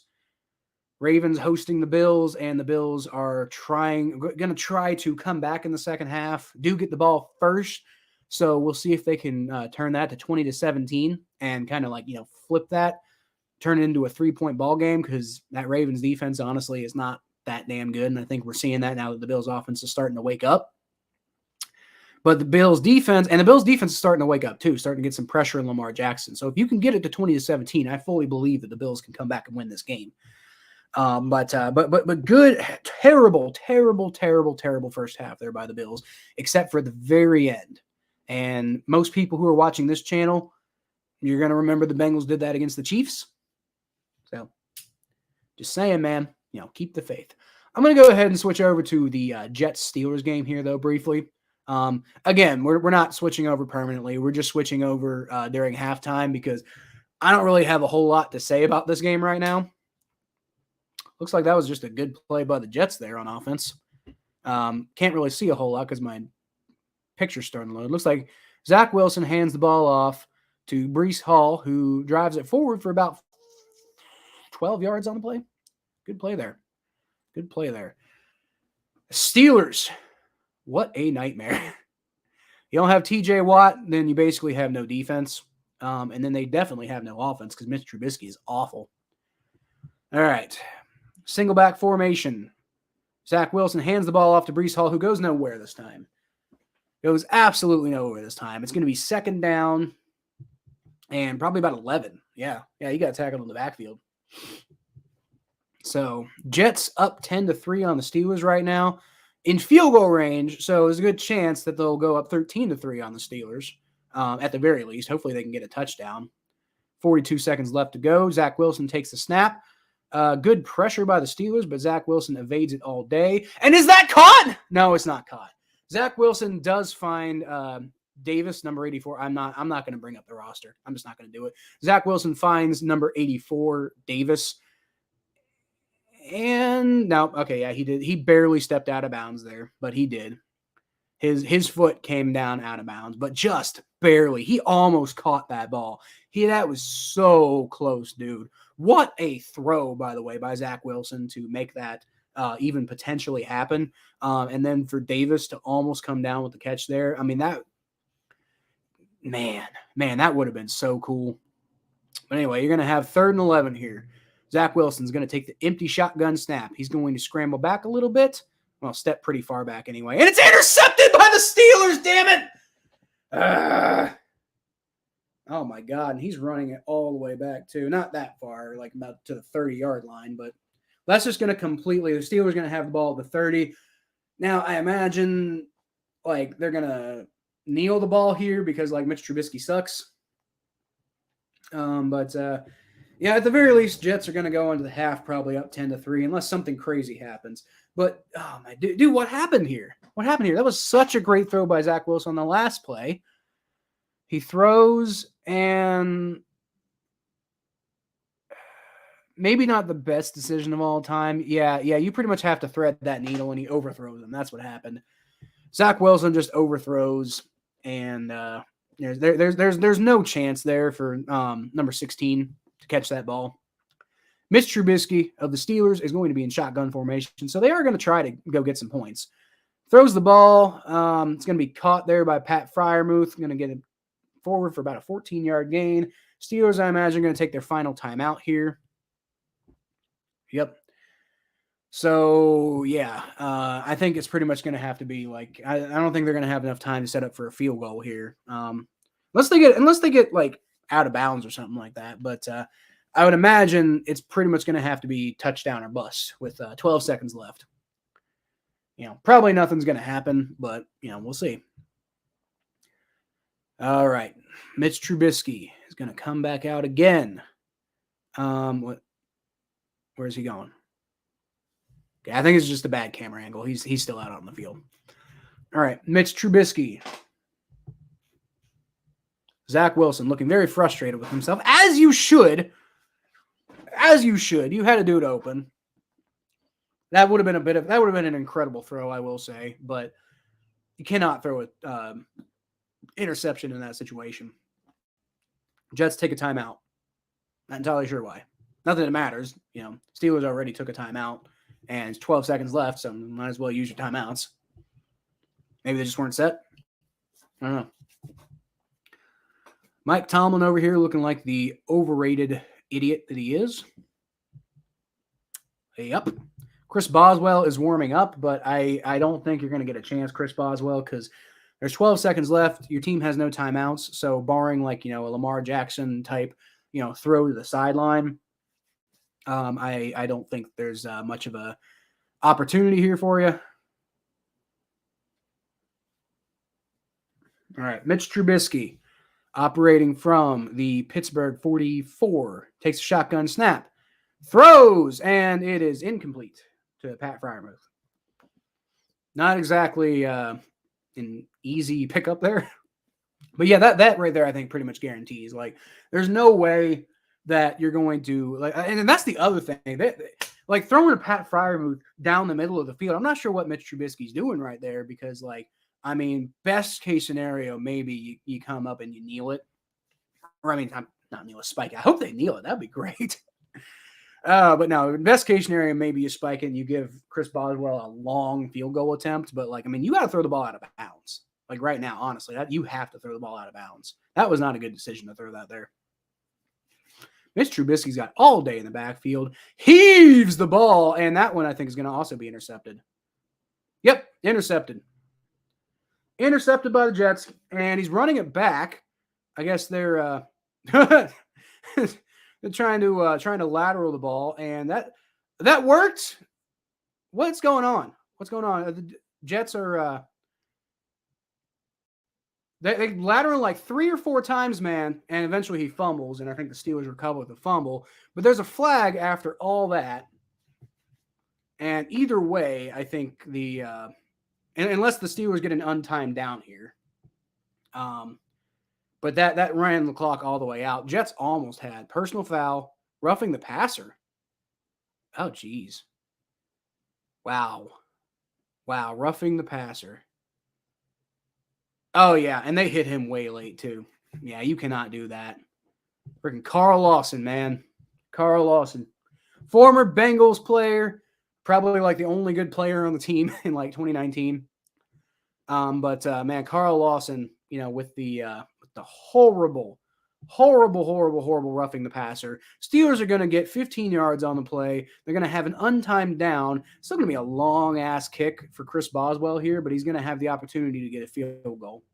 So I guess I'm over here like, talking shit like Chris Boswell, don't even bother warming up. They're not going to have time. But yeah, when the Jets do that, going to have time. It's going to be a 59-yard field goal attempt, which that's really long. But most NFL kickers today, I think, should be able to potentially make that. Now, it's a long field goal, but let's see. Chris Boswell, kick is up, and it's accurate enough. And it's good! Jesus Christ, Jets. My God.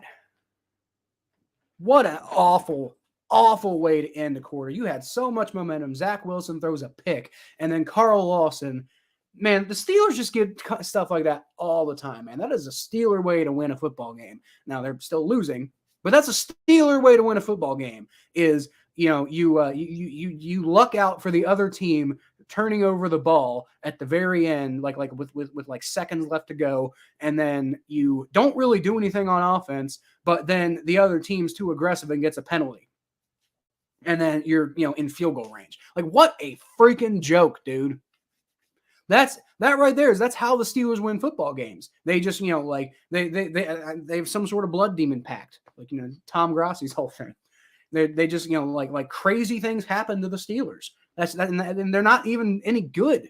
Just things happen like that. But anyway, Jets go into the half, still up 10-6. I mean, they've been playing well other than that. So, I mean, I still think there's a chance they could win this game.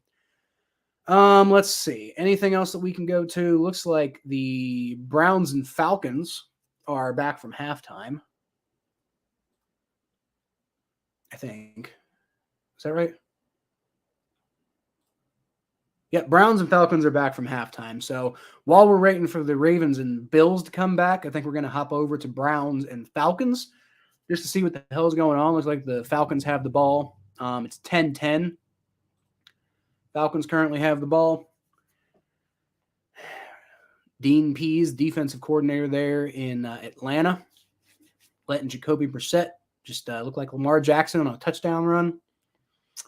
Terrible. Marcus Mariota is going to get the ball 1st and 10 at the 31-yard line. And he's going to he's going to fake the handoff. Marcus Mariota rolling out. And he's got a guy open, but just overthrows him. And that's Drake London on the target. Marcus Mariota just can't, he was open for a touch, or not first down. Drake London open for a first down. Marcus Mariota just can't get it to him. Like, dudes are just overthrowing all day. Like quarterbacks are just totally, like, all quarterbacks are bad today. What is going on? Lamar Jackson and Jacoby Brissett and Josh Allen actually can all run the ball, but, like, nobody can pass the ball today. I don't know what the hell, like, is there something in the air? I know the Bills game, there's some wind going on, but other than that, Marcus Mariota shotgun formation, looking around, throws the ball, and he completes that one to Drake London, that's going to be a face mask on John Johnson. That is going to be a face mask on John Johnson. Or actually, that might actually be a face mask on Drake London. I thought, let's see. He definitely grabs the face mask. Nope, yep, that's going to be a face mask on Drake London. Yep, he grabs John Johnson's face mask. Yeah, you can't do that, dude. Browns luck out there.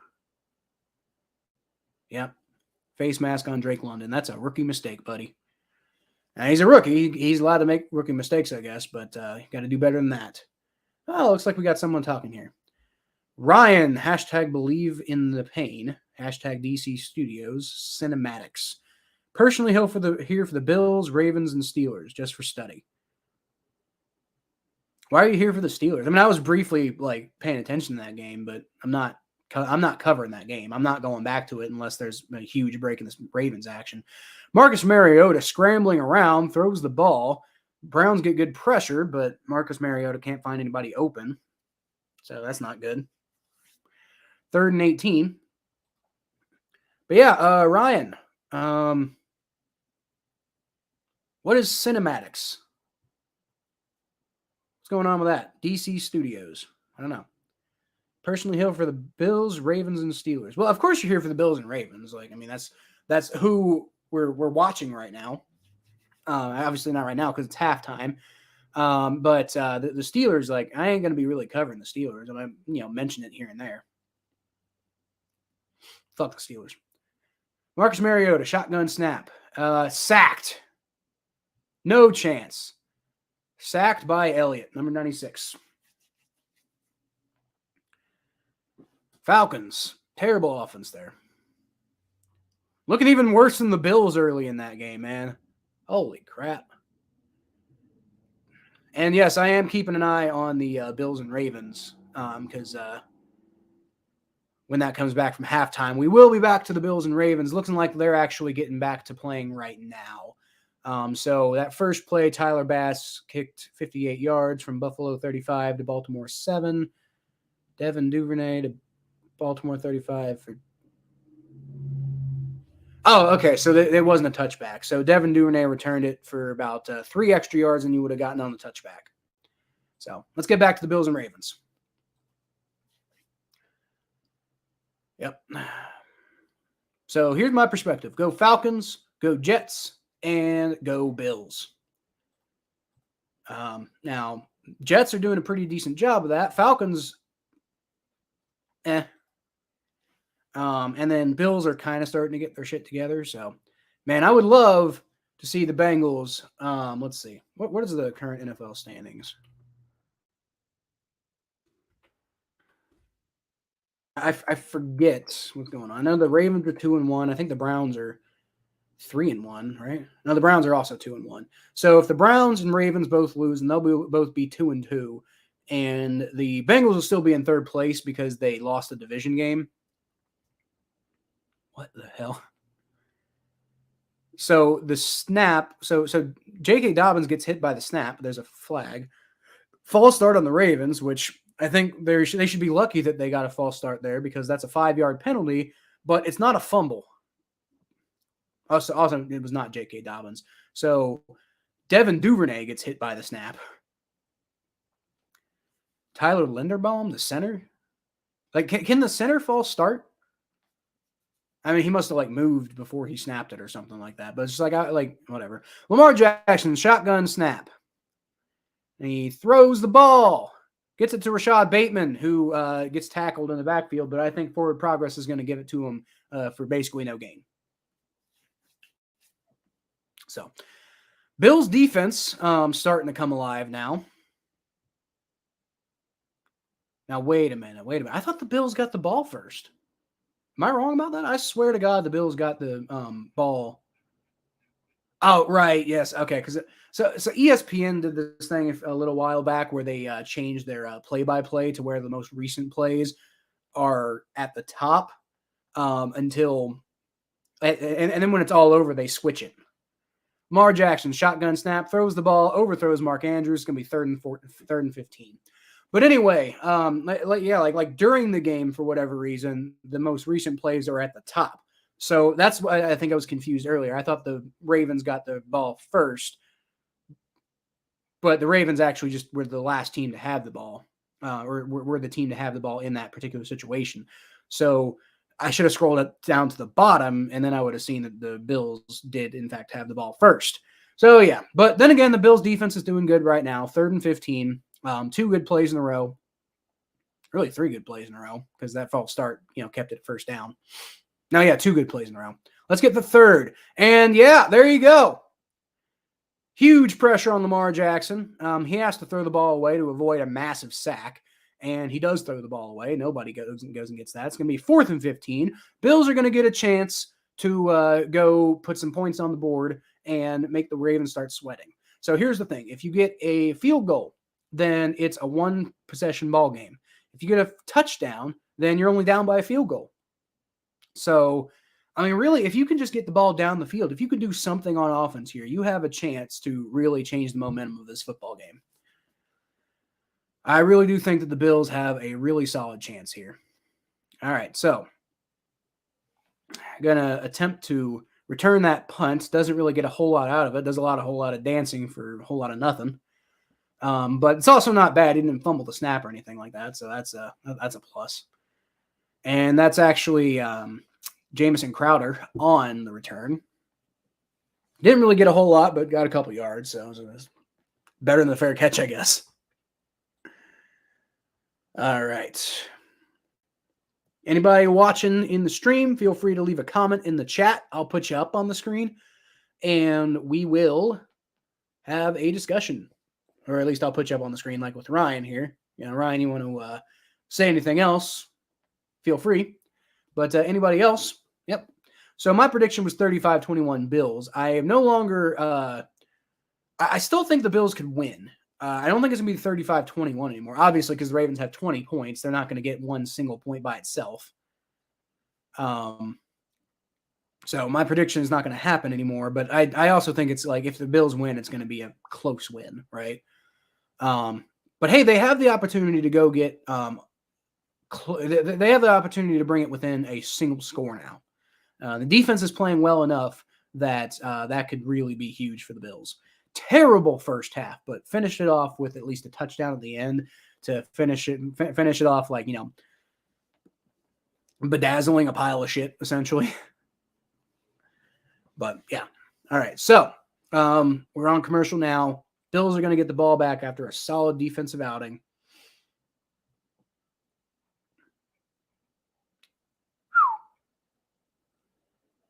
Man, what a game that was.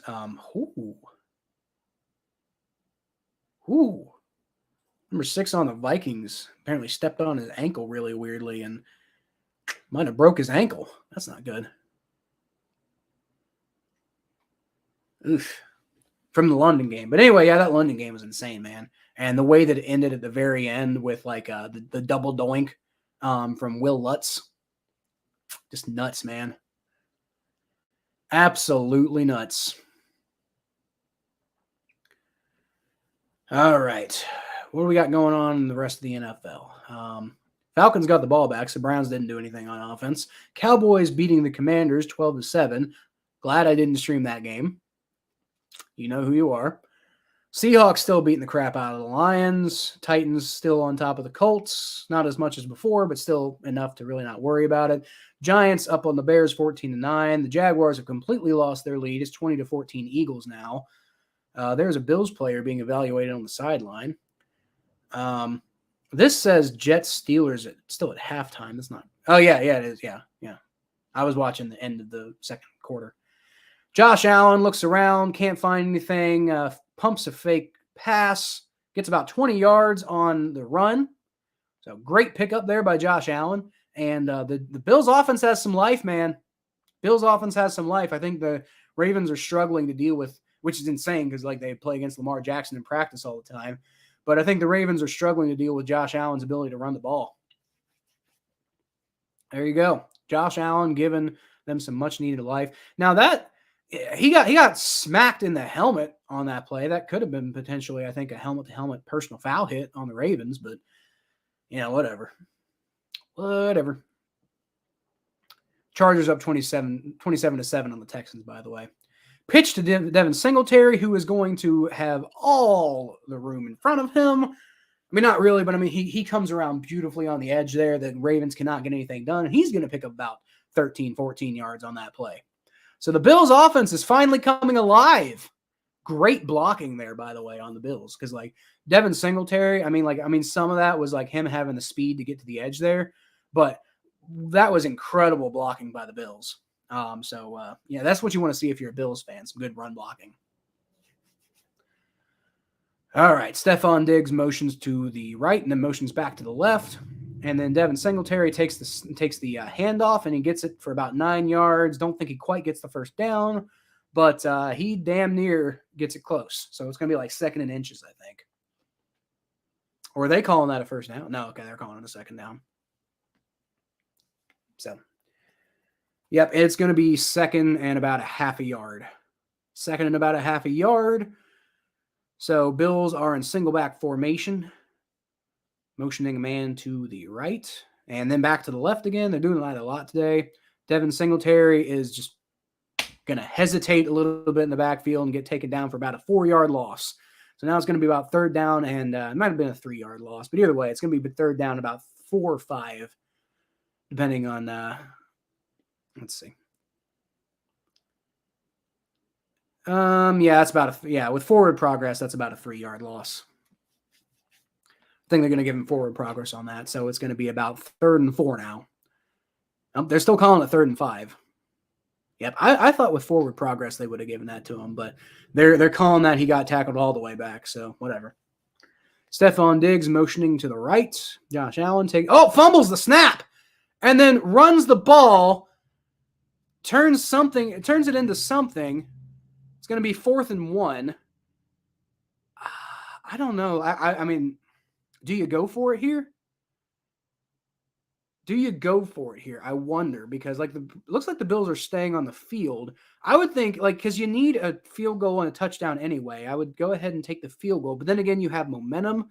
And honestly, if that hadn't been a bobbled snap, then that probably would have been a really good play. So maybe you feel like you have a play in you. I don't know. Looks like the Bills are going for it.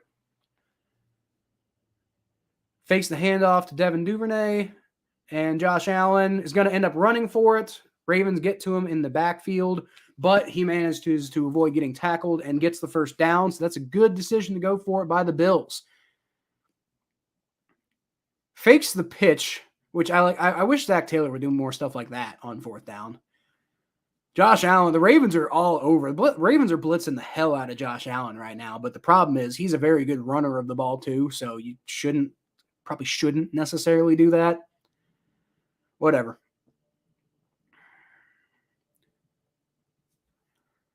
All right, so Bills got a first down on the 21-yard line. Josh Allen takes the snap, throws. It's caught. No, it's bobbled, and it is caught, but he doesn't catch it until it's out of bounds. So Gabe Davis, I believe, there on the bobble. Looks like he tried to catch it like this. That's part of the reason. Like, he tried to catch it overhanded and eventually gets a hold of it, does catch it, but it's not until he's already out of bounds. So, 2nd and 10. 2nd and 10. Bills offense, man, if you can get a touchdown here, then you're really going to flip this game. And this is going to suddenly turn into a very good game to stream. Josh Allen, shotgun snap. Looking around, plenty of time, throws the ball, but he can't get it to Dawson Knox. Throws it way too far out of bounds. It was really tight coverage there too, so I don't know if Dawson Knox would have caught it even if you would have gotten it to him. But I mean, he maybe. Josh Allen waiting to the last possible second to throw it on all these plays too. So, all right, 3rd and 10. Kind of need something to happen here. You don't want the drive to stall. Do not want the drive to stall, especially after you picked up that 4th and 1. But anyway, Josh Allen shotgun snap, throws the ball, and it gets tipped at the line, and nowhere, not really in catching range for number 85 Morse there. So it's going to be 4th and 10. Here's where you're going to put your field goal unit out there because, hey, man, it's a one-possession game now. Good job. Calais Campbell's been tipping a lot of these passes today. He's been doing a good job of that. Give him credit. Got to give Calais Campbell credit. Getting his hand up there and making it happen. 39-yard field goal attempt by the Bills. Tyler Bass going to come out there. And, if you get it, it's a one-possession ball game. So that, still got to get a touchdown at some point. But, yep, he gets the field goal. He gets the field goal. It's going to be 20-13. Buffalo Bills are mounting a little bit of a comeback here. Let's see if they can finish it off. They still need to get a touchdown. But, starting to look a lot better for the Bills. Starting to look a lot more of an interesting game to stream, by the way. So, my dog wants to come inside. Give me a sec.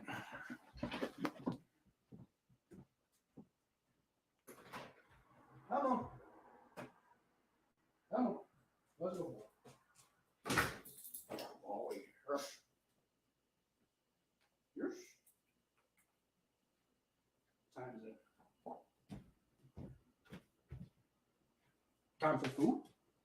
It's time for food. Eat some food.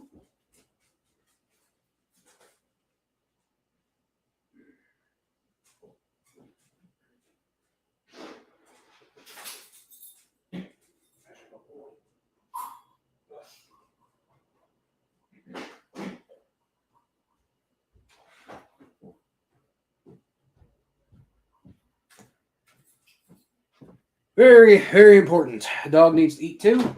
I also need to eat. So my thought process was I was going to stream a 1 p.m. game and also a mid-afternoon game. But starting to think I might not do that because I'm getting kind of hungry. So I think I might just go ahead and eat. And then I can't do the late game, partially because I got to go pick up my son.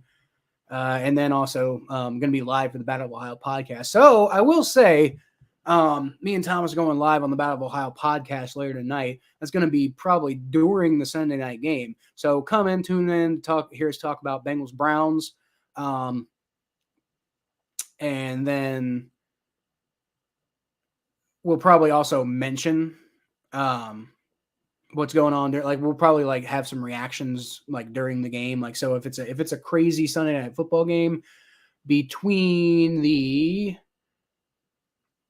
Chiefs and Buccaneers, which it quite honestly could be. So if something crazy, Patrick Mahomes does something crazy, or Tom Brady does something crazy, or whatever's going on during the game, we'll probably react to it. It's going to be about talking about what's going on with the Bengals and Browns, as the podcast always is. But because it's going to be during the game, we'll probably both have the game on, and you might see some interesting reactions. But yeah, I don't think I'm going to stream the 425 game just because I'm getting hungry and I want to eat. And then I am going to be streaming later today anyway. So, let's see. Are there any 425 games worth streaming? Cardinals, Panthers, Patriots, Packers, Broncos, Raiders. So not really. I mean, maybe Patriots, Packers. But I mean, it's just like the Patriots aren't very good. So I don't actually think so. Might be interesting if like the Packers like choke, fall apart. But I mean, other than that, man, like, the Raiders aren't any good. The Broncos are boring as hell. I imagine the Broncos are probably going to win that game. But that Russell Wilson offense is not looking good. So it's not a fun game to watch. And then Panthers, Cardinals, like literally who cares? Like literally who cares? Beyond just seeing like, is Cliff Kingsbury going to get fired midseason? That's the only thing that I think is really interesting as far as that game goes. And then Matt Rule probably going to get fired midseason. All right, so Lamar Jackson hands the ball off to Justice Hill. Goes up for about a 2-3 yard gain, maybe 4, depending on where they say he came down. But yeah, I think that's the only thing to really pay attention to with that Cardinals-Panthers game. Like, it's like I think whoever loses that game, I think their coach is going to get fired mid-season. Whoever wins that game probably will make it to the end of the season. Yeah, we'll see. Lamar Jackson motions Patrick Ricard to his right. Takes the shotgun snap. Fakes the handoff and runs forward for about 10 yards. Bills just got totally duped on that. So the Bills defense is starting to show some signs of not being quite so great now. But hey, the Bills offense is starting to put things together. So, I mean, like if the Ravens do score, the Bills can probably answer. And there's plenty of time left in the game. So, I mean, this is at the very least a compelling game to watch now. It wasn't looking like that at first. All right, Lamar Jackson, pistol formation. Hands the ball off. J.K. Dobbins going to be tackled in the backfield for about a 2-yard loss. About a 2-yard loss. I guess we'll see what they call it. But I mean, as at least a 1.5 yard loss.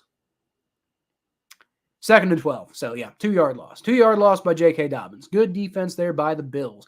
They're starting to kind of handle the running backs pretty well. Still not handling Lamar Jackson's running ability all that well, but they're forcing him to throw the ball more, which has been working in their favor.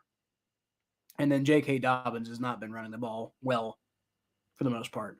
Early on it was pretty good, and that's part of why they were dominating so much on offense. But Lamar Jackson shotgun snap, throws the ball, gonna pick about 3 or 4 yards on the play to Devin Duvernay, and it's going to be about 3rd and 7. 3rd and 7 or 3rd and 8, depending on what they call. Good throw by Lamar Jackson. A little high, though. So, and it's Rashad Bateman, by the way. Sorry. But Rashad Bateman, 3rd and 8. Rashad Bateman, I think, maybe could have turned that into something a little more if the pass wasn't so high. So, good spiral by Lamar, but just a little high. All right. Lamar Jackson, shotgun formation, 3rd and 8. Throws the ball, and it's dropped. It is dropped by Rashad Bateman. He's been dropping a lot today. Now, granted, that was a bit too far in front of him, so that would have been he would have had to extend and make a really impressive catch on that, I think. But But yeah, it's dropped. Ravens are going to punt the ball back to the Bills.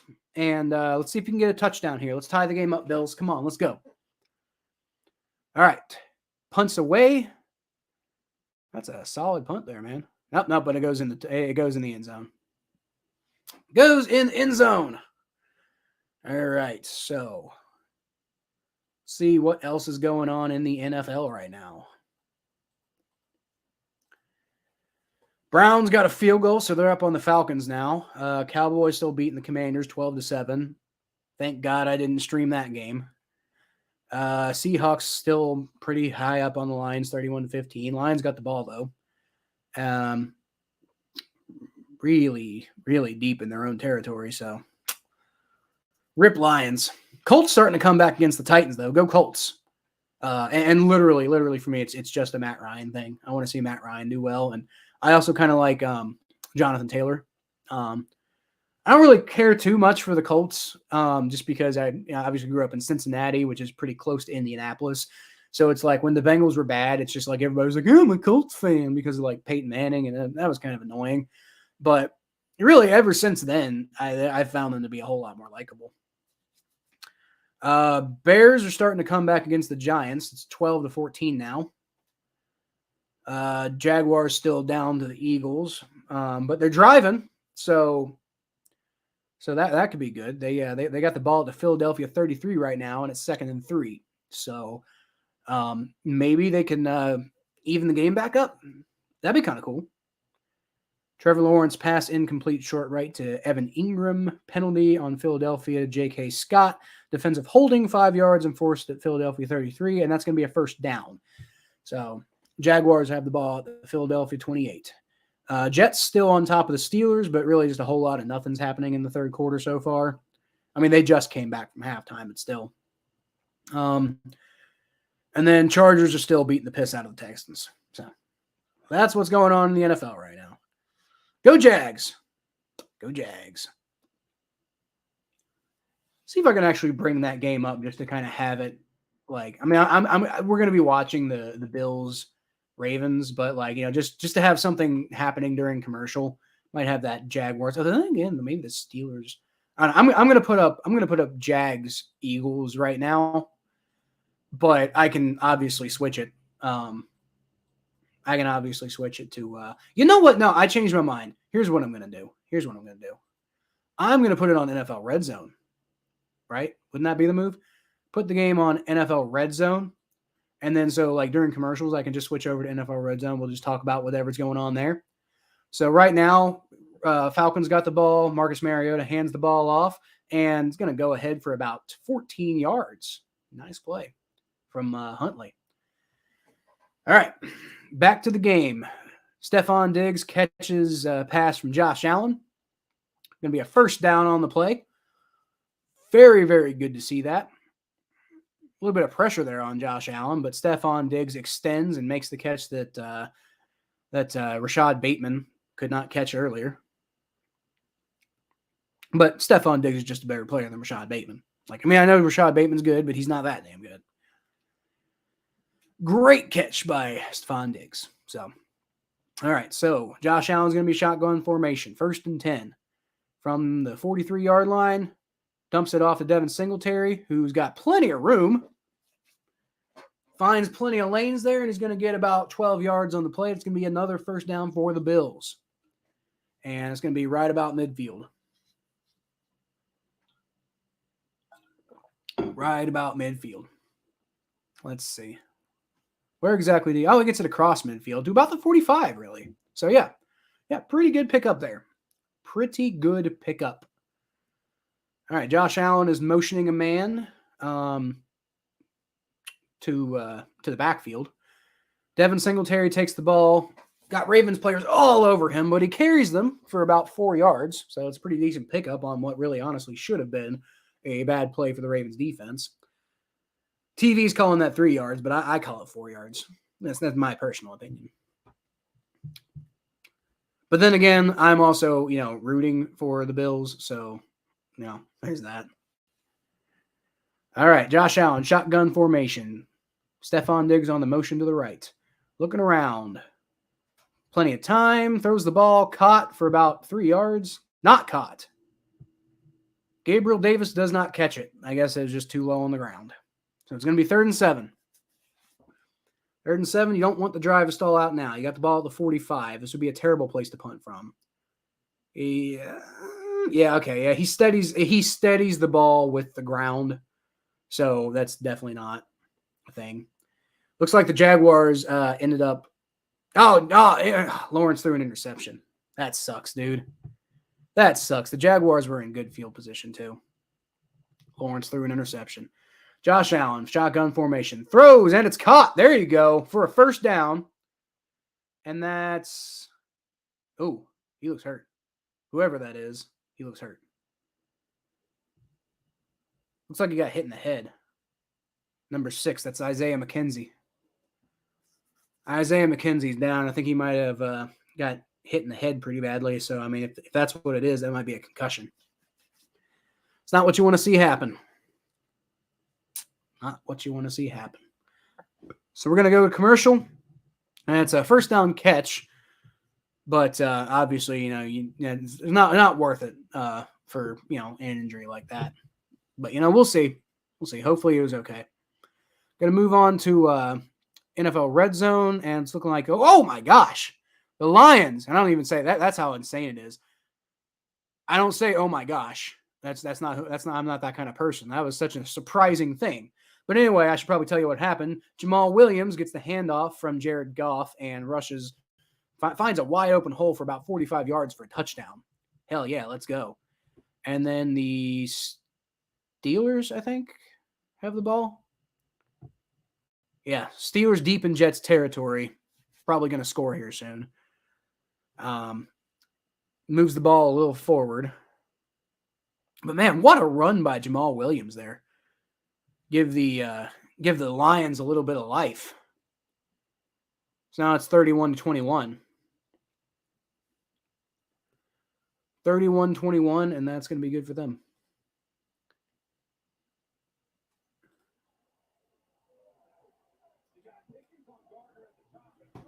All right. Probably turn that audio off. Mitch Trubisky hands the ball off to Najee Harris, who gets stuffed. That is not going to be a first down. Oh, hey, this is cool. So it lets me have. Oh, okay. No, that's okay. So NFL Red Zone, it basically has multiple games up, and then you can just kind of switch in between the tabs. That's kind of cool. Looks like the Lions tried to go for 2, and Goff got sacked by a Chin and Nwosu. So that's why it's 21 to. Wait, what? Oh, no. Okay, Jared Goff did get the 2-point conversion. I guess that must have just been a different play. Mitch Trubisky is going to attempt to quarterback sneak it, and he does eventually get it. Now, I didn't hear anything. I wonder if any whistles go off, but the refs are signaling a touchdown. So that sucks. That sucks. Steelers are going to take the lead. Going to be, barring Chris Boswell missed extra points, going to be 14-10 Steelers. But anyway, I guess Jared Goff did get that 2-point conversion, so it's going to be 31-23. Seahawks over the Lions, and it is now a 1-possession ball game. So I told you earlier the Seahawks are beating the crap out of the Lions, but not anymore. Not anymore. It's a close ball game now. All right, back to the game. Josh Allen, shotgun snap. Can't find anybody. I think he had a little bit of miscommunication there with number 10, who is Khalil Shakir. A little bit of miscommunication there because it looked like he expected him to be there, and he just wasn't there. So, whatever. Whatever. Live to fight another down. 2nd and 10. 2nd and 10. All right. What a shame for the Jets, too, man. If Zach Wilson hadn't thrown that pick, they could have been up right now. All right. Making up for the miscommunication there. Once again, that is Khalil Shakir catching the ball this time and gets about 14 yards on the play, and that's going to be a first down. There you go, Bills. There you go, Bills. Let's get some shit going here. Let's get a touchdown. They're already in field goal range, man. Get the ball. Get the ball down to about the 17-yard line, I think. And Ravens player down. I think that's Josh Bynes. Josh Bynes is hurt. Having quite a few casualties in the last few plays. Don't want to see that. Do not want to see that. Josh Bynes, very slow to get up. He's being helped up. And he is walking off under his own power, though. So hopefully it's just a stinger. He's pointing, I think he's pointing towards his hip. So hopefully it's just a stinger. Dude, I gotta say though, like I'm just now looking at NFL Red Zone Commanders and Cowboys. Those Washington uniforms are slick, dude. Like those black ones with like the numbers on the side. Like those uniforms are slick as hell. Got to give him credit for that. Carson Wentz almost sacked and just throws that'd be intentional grounding if he was in the pocket. What a joke, dude. All right, Bills got the ball, 1st and 10. Josh Allen. Shotgun formation. Got a man to his right. I believe that's Devin Singletary. Takes the shotgun snap, and he's going to run the ball. It's obviously an intentional run. Going to pick up about 7 on the play. 7, maybe 8.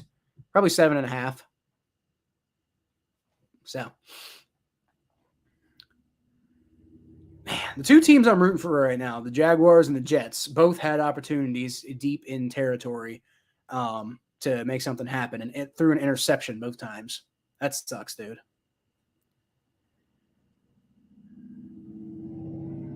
That sucks so much. Well, go Jets, go Jags. Anyway, Josh Allen fakes the handoff.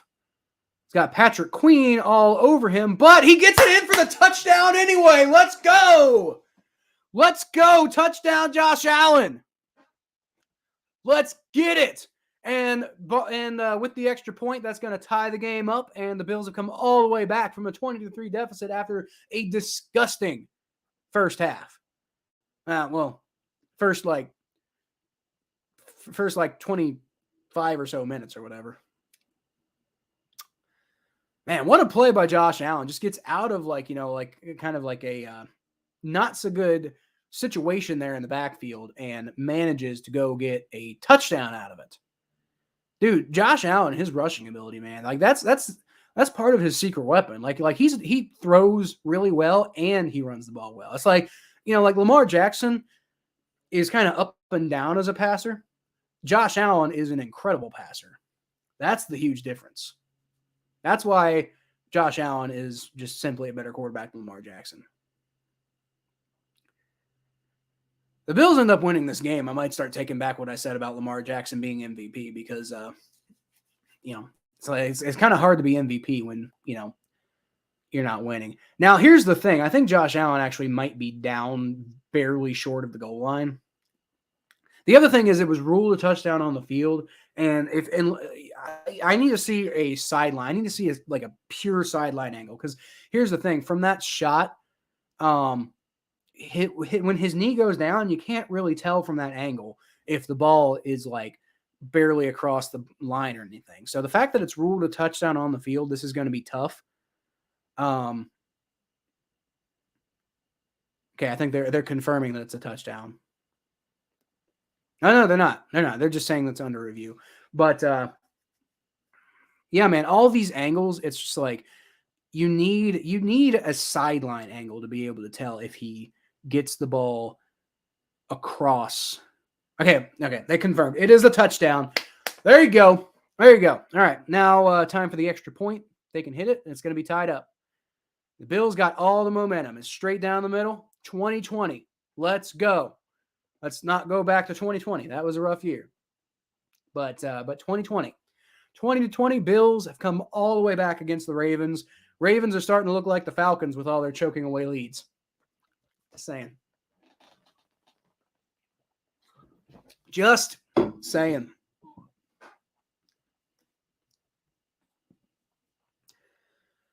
All right, what we got going on? Falcons took the lead over the Browns. That's good. All right, 17-13. Browns have the ball.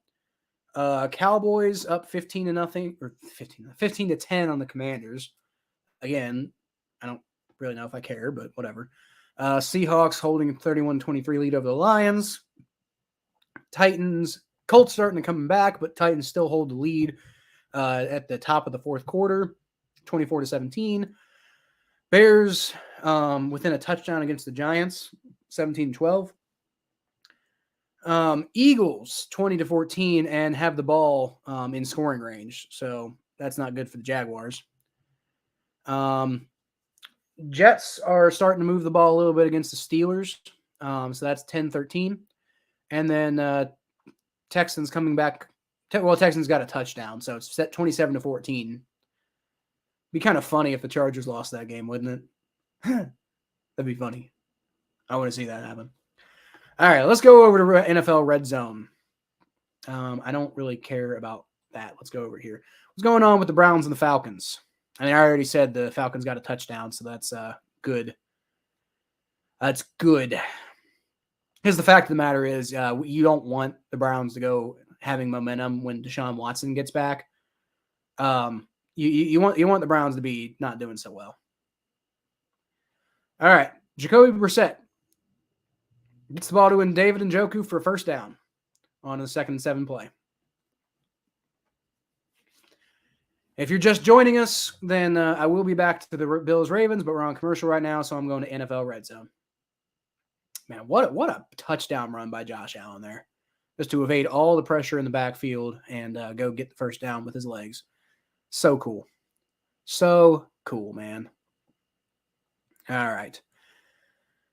Brown's going to line up with the ball at the 48-yard line. Jacoby Brissett is going to take the snap and single back formation. Is going to hand the ball off to Kareem Hunt. And he's just going to bounce around. The Falcons can't do anything about it. He's going to get the ball down to about the 29-yard line. Stupid. Stupid. Commanders lining up for a 45-yard field goal attempt. Goes in. And so that's how it got to 15-10. Okay, I see what's going on there. All right, we're back to the Bills game. Man, that Josh Allen's legs, man, he's special. I just got to say, like, I mean, if he can stop overthrowing dudes and like underthrowing, and like if he can fix his accuracy today, which he has been doing better at, by the way, then this game's the Bills are gonna come away and win this game. That's all I'm saying. Come all the way back from 20-3? Or was it 17-3? I think the Ravens might have gotten it to 20-3. Lamar Jackson fakes the snap, or fakes the handoff. How do you fake a snap? I don't know. Gets about 8 yards on the play, on the pass to Mark Andrews. 6 yards on the play. My bad. All right. I'm probably paying too much attention to what's going on in these other games right now. But, man, this Bills-Ravens game, man, what a game. Like, it almost was a blowout. It almost was a terrible game. But Lamar Jackson, pistol formation, hands the ball off to J.K. Dobbins, who goes nowhere, gets tackled in the backfield for about a 2-yard loss. That's what you want to see. That's what, I mean, unless you're a Ravens fan. But that's what you want to see for the Bills. They're going to pull off this comeback. The defense has to keep doing stuff like that. They've been doing well against J.K. Dobbins the last couple quarters. So, I mean, that's what you really want to and need to see. All right. Leslie Frazier's got his team turning around. So, wasn't doing so good early in the game, but doing much better now. All right, it's going to be 3rd and 6 for the Ravens after losing 2 yards on the run. Lamar Jackson is going to be in shotgun formation with Justice Hill to his right. He's scrambling around, trying to extend the play. He's going to run for it, and he might have got the first down. His body doesn't get the first down, but he extended the ball. I think they're calling that short, though. I think they're going to call that short. Yeah, Lamar Jackson's not happy. Yep, 4th down, 4th and inches. All right, it's 20-20. What do? Are you going to go for it? I wouldn't go for it here. Let's see. He extends. And hard to say. I think that's the right call for it to be 4th and 1, though. I think that's the right call. John Harbaugh might challenge us, though. I think John Harbaugh might challenge. Not sure what's going on here. They're not saying there's a challenge. Yep, yeah, Ravens are challenging. So That's really it's once again you've got the it's called short on the field. I don't really know if you're gonna get an angle here that really perfectly says like I mean you have to have basically an overhead angle because right here you can see he eventually gets it across the line, but it's just like you can't really tell if it's out of bounds or not. Because like what matters is when that ball goes out of bounds. So it's just like, do you have clear evidence? Because like from here, from this back angle, you still can't really tell where the ball goes out of bounds, but you can tell better. But you also can't tell like when, like where exactly the ball, like has the ball gone across the first down thing? It's really hard to say.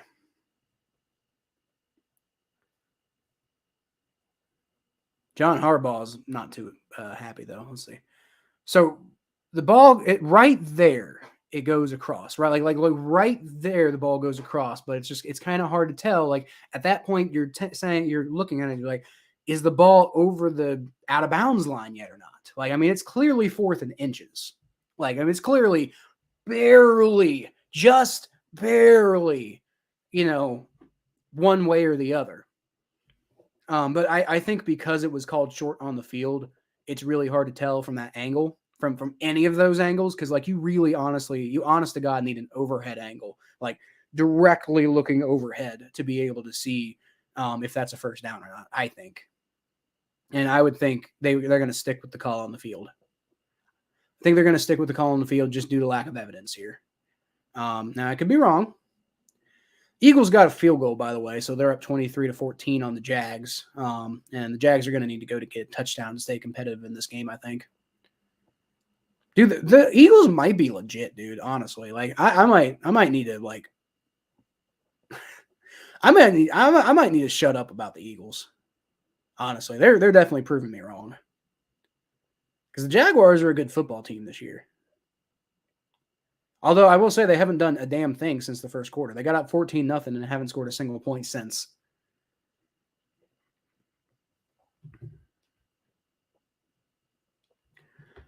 All right.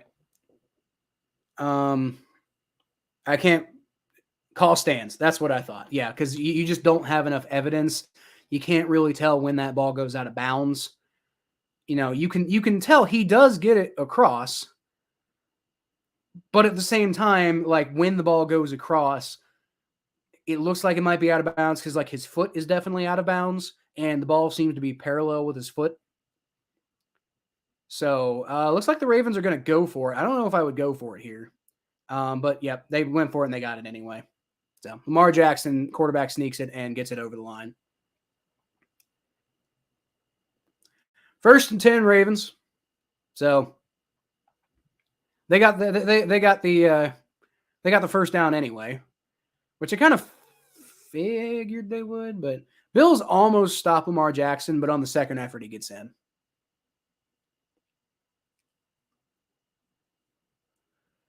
All right.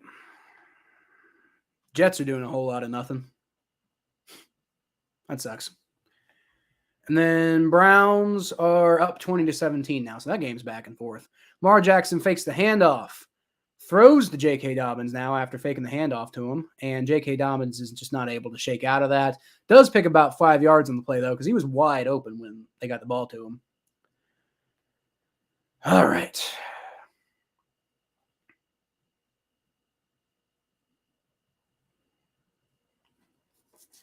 Going to be 2nd and 5.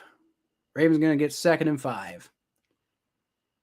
All right. Cowboys got a touchdown, I think, so it's 22-10 in that game.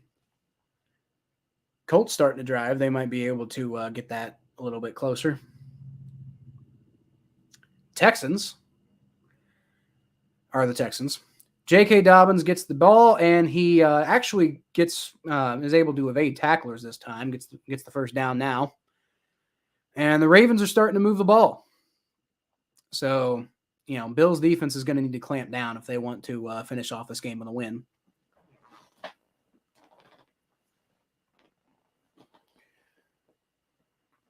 Oh, but they're in good position. They've climbed all the way the hell back from when they only had 3 points before, come all the way back from, it was 20-3 at one point. So Bills have come all the way back, and they're in a pretty good position. It'd be really good if they could stop the Ravens from scoring at all. But honestly, they got the whole fourth quarter, and the game's tied right now, so it's not that big of a deal really either way. If you're watching the stream, leave a comment in the chat, and I'll put you up on the screen, and we'll talk. Get to be part of the stream here, like with Ryan earlier. Ryan, if you're still watching, study away, buddy. All right, we're on commercial. 4th and goal. What's going on? Who's got the ball? Falcons got the ball. 4th and goal. So they're probably going to take a field goal here. Probably about to go tie it up. Yep. And according to ESPN, that's what happens. So I guess red zone's a little behind, but 2020 Falcons.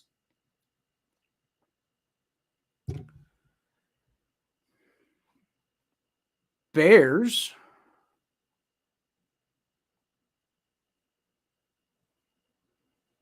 Got a turnover? Is that what happened? Something like that.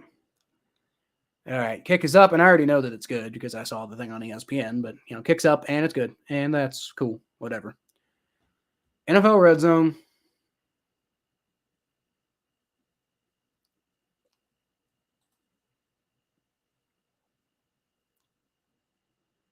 All right, Texans. Davis Mills takes a snap, 1st and 10, throws the ball, gets a touchdown,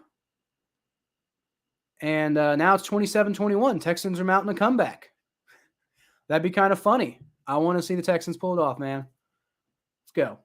Let's go. They're only down 6 points, too, so one more touchdown, they'll have the lead. Seahawks.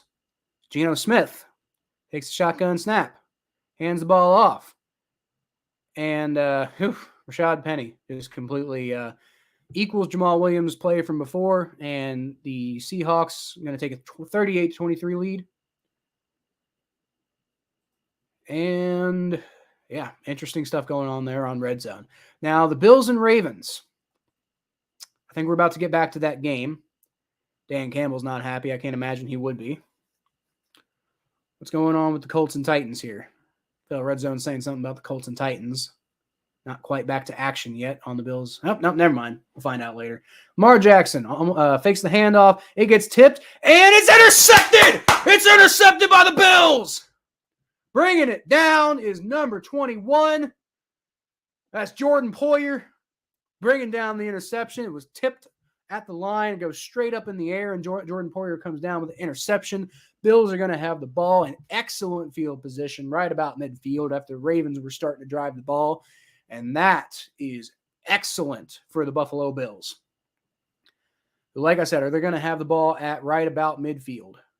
Yep, right about midfield. Probably about the 49-yard line, but they're going to be right in position to go take this lead. After being down 20-3, man. Whew. Did you all know the Ravens got outscored 28-3 by the Dolphins in the fourth quarter? That whole classic 28-3 Falcons thing. The Ravens never had, the game was never 28-3, but the Dolphins scored 28 points to the Ravens 3 points in the fourth quarter. All right, Josh Allen's going to hand the ball off to Zach Moss, I think, and he's going to pick up like 1 yard on the play. That's Zach Moss. God, I'm hungry, dude. Yeah, I was going to stream a 425 game, but honestly, none of those games are interesting. And I am going to stream later on the Battle of Ohio podcast, like late tonight, but still going to be doing that. So I think I'm just going to go get some lunch. I was going to stream, but I don't think I'm going to do it now. Especially because you pretty much got to go right to it.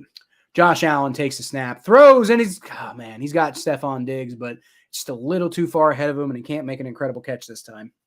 So that sucks. It's going to be 3rd and 9. Man, that was almost an incredible play, though. That was almost exactly what the Bills needed. So with the interception, the Bills have gotten 1 yard so far. That sucks. I mean, it's still a good turn of events no matter what happens. Like, worst case scenario, the Bills punt the ball and the Ravens, and just end up taking a loss on the play. But you want to see them capitalize with some points. All right, Josh Allen, shotgun snap. Plenty of time in the pocket. Although, nope, never mind. Gets tripped up, falls, and sacked, and the Bills are going to punt. Pathetic. That's pathetic, man. Looked like the Bengals.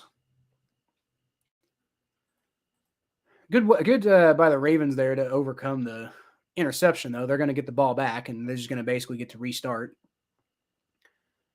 Dude, this Lions-Seahawks game is insane, man. TJ Hawkinson just got a like a crazy pass there.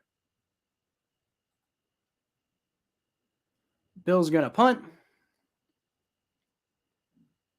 And it's going to, ooh, nice. Going to go out of bounds about the 5-yard line. Take that all day. All right, so we got the Chargers and Texans. Davis Mills, shotgun formation. And he's looking around, and he's going to get sacked. And he's going to fumble. And I think the Texans come back up with it. Oh, my God. Nobody can get a hold of it, but I think the Texans came up with that. Oh, my God. Kenny Pickett's in the game, so I think Mitch Trubisky either got hurt or benched. But Kenny Pickett's doing much better than Mitch Trubisky. I think this might end up being time for Kenny Pickett to come in. Because the Steelers are knocking on the door once again. Steelers are knocking on the door once again. And we're at commercial on the other game, just making sure.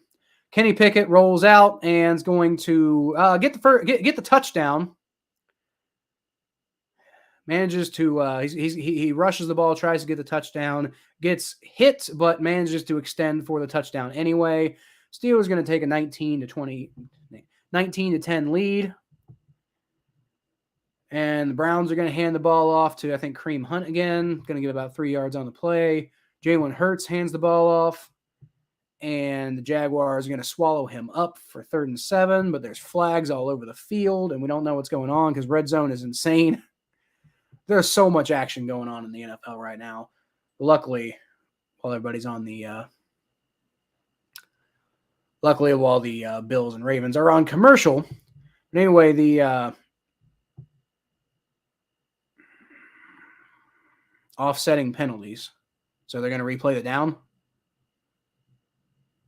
Okay, so that the penalty on the Jaguars-Eagles game was offsetting. So they're going to replay the down. So it was a good play. That's unfortunate for the Jaguars because it was a good play for the Jaguars. All right, Davis Mills, shotgun snap on 3rd and 16. Throws the ball, and it's tipped and goes through the back of the end zone. Jalen Hurts, shotgun formation. Hands the ball off, and he gets ahead for about 6. No, not 6, like 4 yards. But, it's going to be 3rd down and 3. Dude, that was like potentially pass interference there by the Chargers, honestly. I think that's bullshit. That should be a 1st down. That should be a 1st down for the Texans right there. They're going to take the field goal, though. All right, Jared Goff going to hand the ball off to Jamal Williams, and he's going to get about 3 yards on the play. They're right there in the red zone, too. Like, man, NFL red zone is just like going crazy right now. Jalen Hurts. Shotgun formation, hands the ball off once again, and Miles Sanders is going to get a touchdown. That sucks. All right, now we're back to the Bills game. Looks like the Bills, I think, got a 1st down on that play. If not, it's going to be inches to go. Ravens got 4 straight losses at home, tied for the longest streak in team history, and it's about to be 5. You love to see it. All right, other games are not going so well anymore. Eagles up 29-14 on the Jaguars. Steelers up 20-10 on the Jets. That sucks. Texans are really close, 24-27. But don't want to see the other AFC North teams winning. Lamar Jackson fakes a quick pass for, whatever's going on there. Justice Hill, wow. Bills cannot bring Justice Hill down. He gets about 12 yards on the play.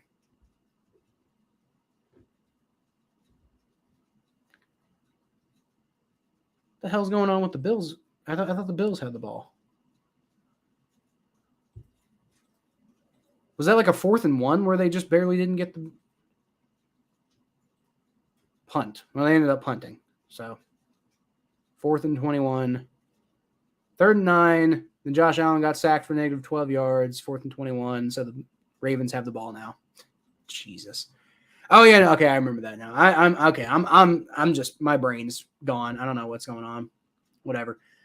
Lamar Jackson fakes the handoff. Throws, got a man, but it's way too low. And it's a flag. I don't know what the flag is. Can't be pass interference.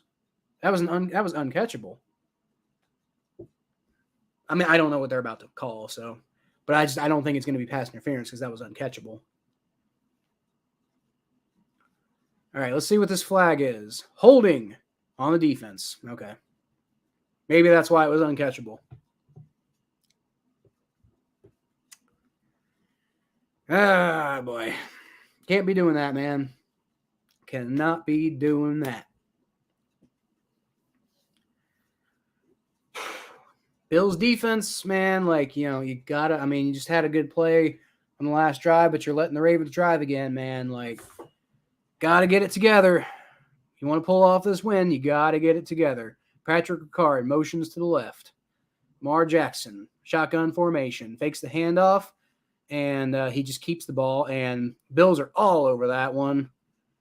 I think the Ravens get that for about a negative 1 yard play. There is a flag. I don't know what the flag is. There's a bit of a rough tackle, but I think they're calling it on the Ravens. I think they're calling it holding on the Ravens.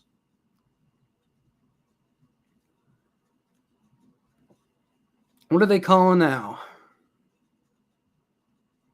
Honestly, if it is holding, can you decline holding? I would decline holding. It is holding. I guess you can't decline it because I would decline it. Holding on Kevin Zeitler. Boy, man, I miss Kevin Zeitler. I really wish the Bengals would have brought him back, but I understand why he didn't come back, though. They were kind of being dicks. So it's going to be 1st and 20. Ravens have the ball at the 22-yard line. It kind of makes up for the fact that the Ravens were kind of driving the ball a little bit, at least. Let's see. Lamar Jackson, shotgun snap. Looking around, finds a man. Open, catches. I believe that's Mark Andrews. No, that's not Mark Andrews. That's Demarcus Robinson. He's going to get about 5 yards on the catch. And the Ravens are still kind of able to mostly do what they want on offense right now. It's taking them forever to do it, but it's going to be 2nd and 13, so that was actually about a 7-yard catch.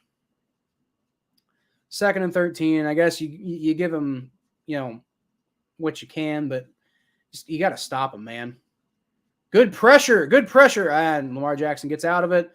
I think AJ Epinesa.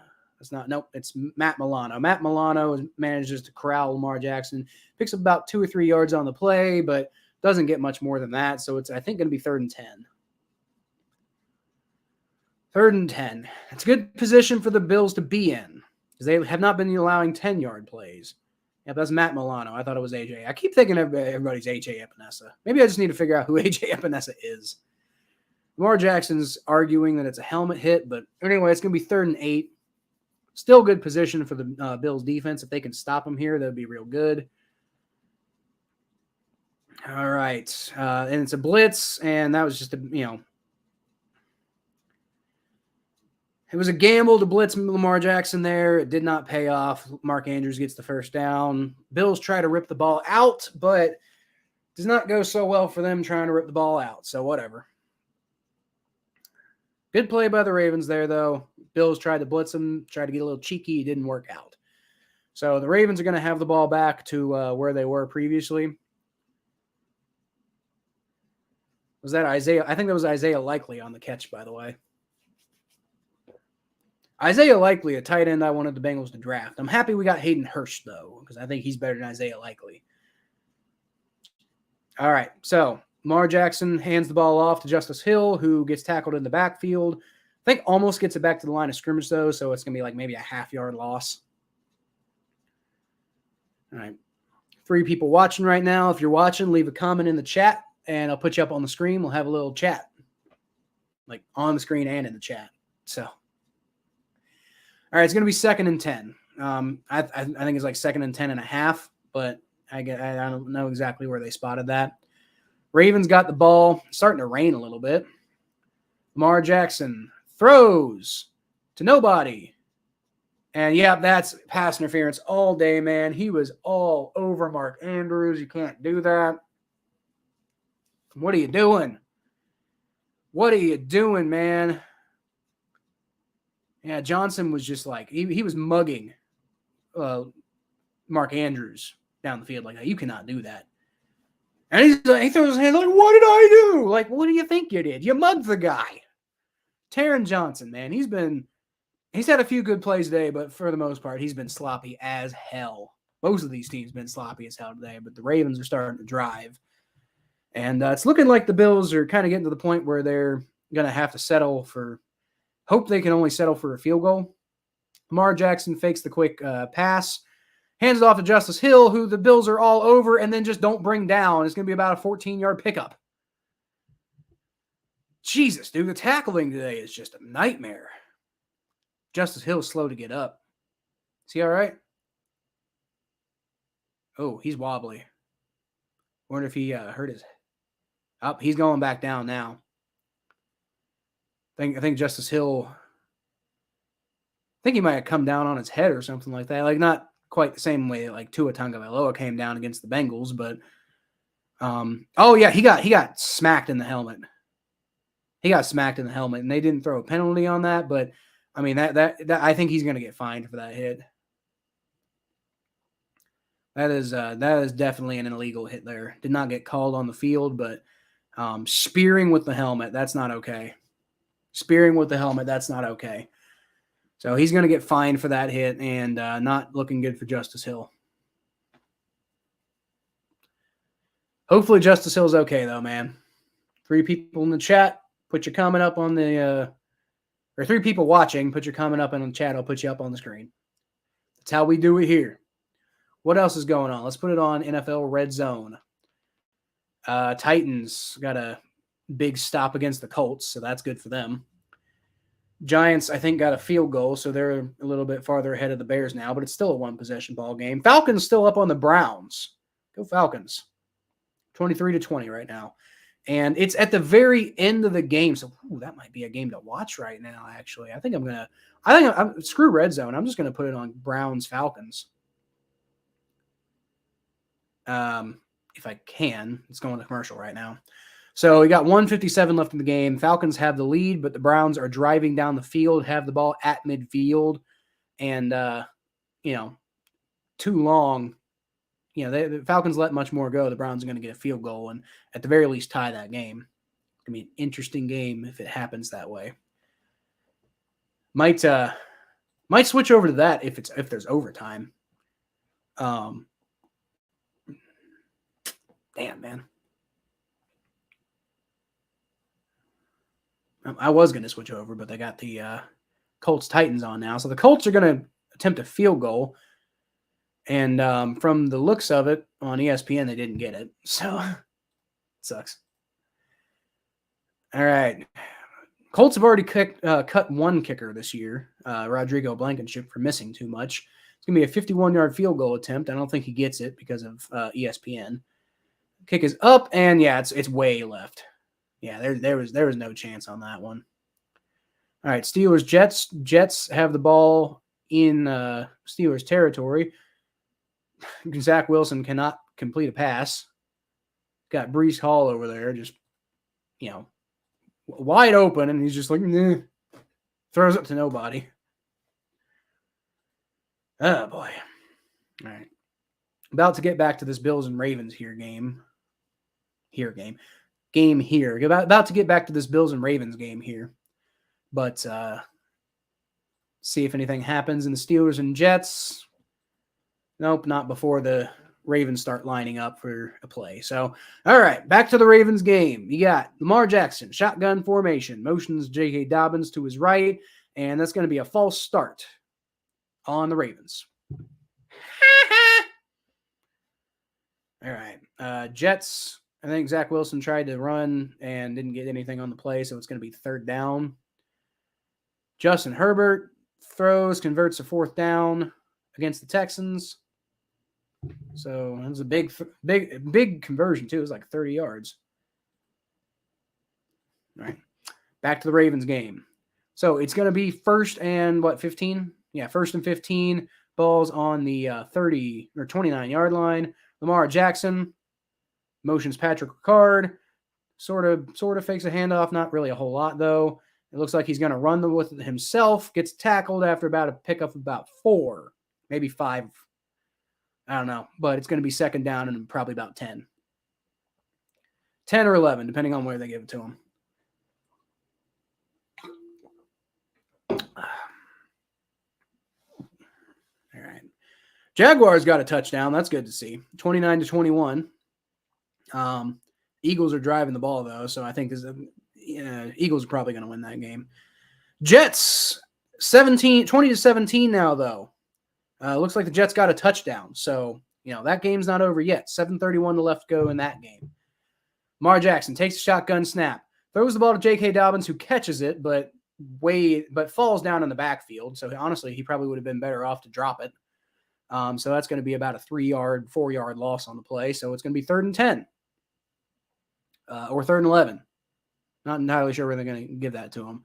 This J.K. Dobbins totally falls down, man. That's just, there's nobody around him. He just 3rd and 12. Cool. I'll take that. 3rd and 12. All right. Jacoby Brissett passing complete. Let's do more of that, please. All right, Lamar Jackson, shotgun snap. Looks around. Got nobody, but he's going to run for it, and he's going to get the first down. Terrible, dude. He's going to have it at about the 10-yard line.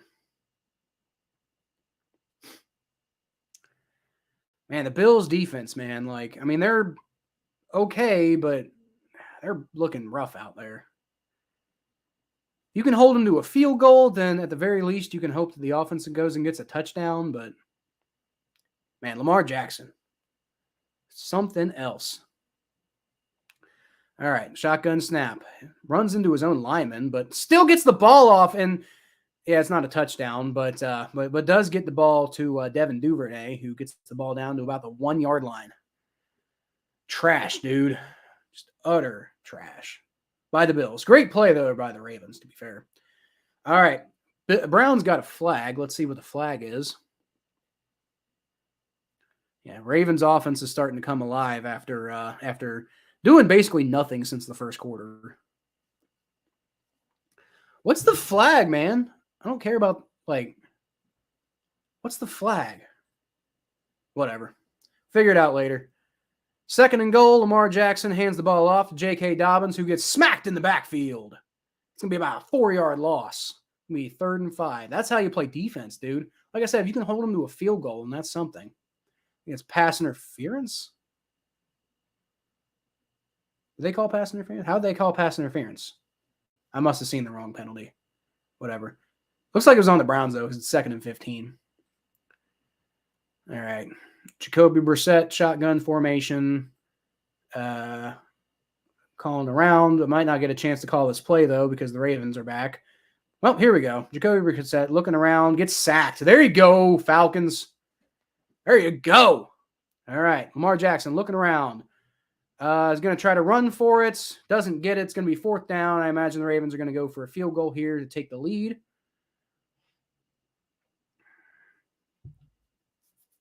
Although it looks like the offense is staying on the field. Interesting. I mean, I guess if you don't get it, then you got the Bills way backed up. But I mean, you could take the lead here, man. Like if your defense does something good, then you have the lead. I would take the field goal, like for real, for legit real. I would take the field goal here because a touchdown still only a 1-possession ball game. Looks like the Falcons got the ball back, so that's good. And I think the Falcons are going to win this game. 55 seconds left, unless they just totally, completely, and utterly blow it. All right, Lamar Jackson, 4th down. He's going to throw it, and it's going to be intercepted by the Bills. Intercepted by the Bills in the end zone. That's going to be a touchback. 25-yard line is where they're going to get the ball. And they've just, they got 4 minutes left to go. All they got to do is just run that clock down, go get a field goal, and the Bills might come away with a win if they can do some offense here. All right. 55 seconds left to go. Browns are out of timeouts. Marcus Mariota is just going to kneel on it. And it's looking like, barring like a fumbled snap or something like that, the Falcons are going to come away with this win. There you go. That's what you want to see, unless obviously you're a Browns fan. But, if you're somebody who's hoping that the Browns are not in playoff position by the time that Deshaun Watson comes back, then that's what you want to see. Browns are probably going to fall now to, oh, they're calling that final. Okay. So yeah, game over. Browns are going to fall to 2-2. Falcons are going to move ahead to 2-2. And that game is over. All right. Titans game is over as well. It's going to be 24-17. A lot of great games today, man. I didn't think there was going to be a whole lot of interesting stuff to stream. There really has been. Josh Allen, shotgun formation, gets the ball to Stephon Diggs, who catches the ball, falls, but he got it for a 4-yard gain instead of a 4-yard loss like J.K. Dobbins. All right.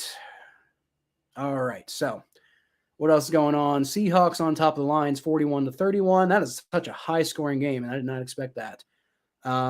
Eagles got 29-21 up on the Jaguars and are in scoring range, so that's not good for the Jaguars. Jets down 17-20 to the Steelers, but there's still plenty of opportunity there with 6 minutes left in the game. Josh Allen hands the ball off to Devin Singletary, who picks up about 3 yards on the play, which is good. That's what you want to do. You want to run that clock down. And, if you're throwing the ball, this is what, 4 yards, 3 yards, 4 yards, just like chip away. Go get, yourself in field goal range, put the game away, and just laugh at the Ravens for giving away that lead. Oh, boy. I'm going to be honest. Overtime would be interesting, but I also kind of don't want it to go to overtime because, I feel like the better story here would be just the Bills putting the Ravens away. All right, Josh Allen. Whoa, there you go. Finds Dawson Knox for about a 15-yard pickup on 3rd and 3. That was a bit of a risk there, but paid off. Unfortunately, Dawson Knox goes out of bounds, so that's going to stop the clock, and you don't really want to stop the clock right now. Ooh, wow, he got flipped upside down on that tackle, though. Catches the ball, comes down, and then just gets swept his feet up from under him, but he gets down, he looks fine, so whatever, dude. Oh, God, Steelers are in range. Josh Allen looking around, doesn't see anything, scrambles for about 7 yards, and that's good. Keeps that clock running. I want to see more runs right now. That's what I want to see because the Bills are getting near field goal range. Keep that clock running. Run the ball. Run the ball. Stop throwing. Run the ball. That's what you need to do right now. Ravens only have 2 timeouts too. So, if you can run the ball and get short chunk plays, I don't even know if that counts, but whatever. You get some short plays there, and I think that you can potentially, put this one away with a solid field goal. Josh Allen looking around, can't find anything, escapes, wow, and finds a man. Gets the ball down to about the 35-yard line. He goes out of bounds. It's going to stop the clock, unfortunately, but it's not a sack, which it was almost a sack. I guess you'll take the first down, even though the clock's running. The only thing though is if you don't wind the clock all the way down, then a field goal is not really what you want to see. Because it's Lamar Jackson, man. He can do some crazy shit. 2:06 left. This is probably the last play before the 2-minute warning. Got the ball 1st and 10 at the 36-yard line, actually. I thought it was the 35. Josh Allen, shotgun snap, and it's going to be, I think, a false start on the Bills. And he's still throwing. I don't understand why they're throwing. I would run the damn ball. All right, and that pretty much knocks you out of typical field goal range, so you're going to need to get back into it. But hey, man, short passes over the middle. Stop throwing to the sideline. Short passes over the middle. That's what you want to see. That's what you want to see right now if you're a Bills fan, or if you're just rooting against the Ravens like I am.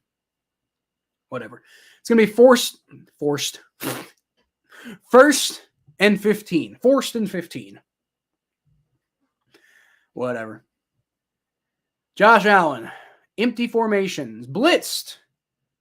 Throws the ball to Devin Singletary, but is way low for him. There's no way he's going to come up with that. Flag, I think it's going to be roughing the passer on the Ravens. Yep, because Josh Allen went down after he threw the ball. Mm-hmm. Yep, and that's a way late hit, dude. He already had the ball. The ball was gone, and he squared up to go hit him after the ball was out. You can't do that. You can't do that. You can't do that, Mr. Brandon Stevens. It was a good blitz. It would have. Oh, Kyle Fuller. What?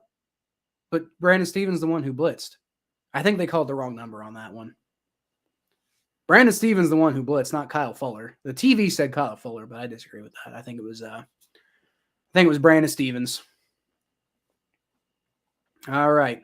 And let's see on the replay here. That is number 21. That is definitely Brandon Stevens. I don't know why the hell they're saying Kyle Fuller on the TV. They're stupid. Josh Allen was pissed. That's terrible. Okay, so I was wrong. You got one more play now because that play only took 3 seconds. Now is the last play before the 2-minute warning. Hand the ball off to Devin Singletary, who just trips and goes nowhere. But that's fine because you're in field goal range, and it doesn't really matter. Like, you know, it was going to be a clock stoppage anyway. But here's the thing, man. Like I say, run the damn ball. If you want to throw and then tell Josh Allen to look for any running lanes you can, then do that. Fine. If you don't think that Devin Singletary is going to get you the yards that you need, but run the ball. Keep that clock moving. The Ravens only have 2 timeouts. You know, like keep that clock moving. You can win it on a last-second field goal, man. Like, I mean, just take the opportunity when you have it. Eagles are in scoring range, so that's not good for the Jaguars. Commanders down 25-10, so that game's pretty much over. Lions got the ball, still got 6 minutes left of the game. They're down 10 points, but they get something going, and they're actually in scoring range. So if they get a touchdown here, then this is still a ball game. Giants 20-12 over the Bears. Only a minute left in the game, so that game's pretty much over. Giants are going to win that game, I think. Eagles probably going to win this game unless they throw an interception or something like that, because there's only 1 minute left in that game. Jets have the ball and they're driving against the Steelers, so maybe they can get like a field goal or something at least. Got 2 minutes left to go, so we'll see what happens there. And then the Chargers are up 10 points on the Texans with 2 minutes left to go. Texans do have the ball though, so it's not over, but that one's going to be a little tough, I think. Going on with the Browns game. Oh yeah, I forgot Browns game is over. So probably I'm going to go ahead and switch over to the Steelers game then. I'm still watching the Bills game, y'all. It's just on a commercial. I'm saying on my alternate thing.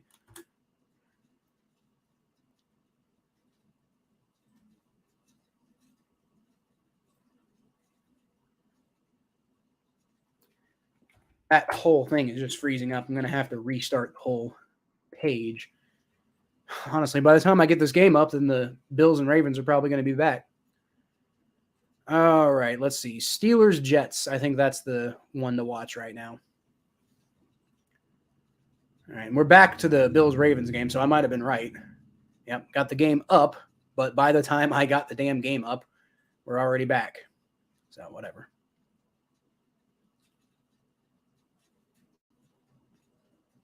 Dude, the Bears muffed a punt. There's a flag, though, for what that's worth.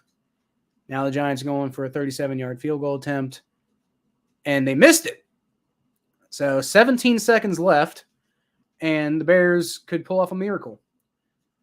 There you go, Devin Duvernay with the 14-yard gain on the play. Going to keep that clock moving. I would imagine I would take a timeout here if I was the Ravens. Yeah, I think the Ravens took a timeout. So, Devin Singletary moving forward. Did I say Devin Duvernay earlier? I think I said Devin Duvernay. It's obviously Devin Singletary.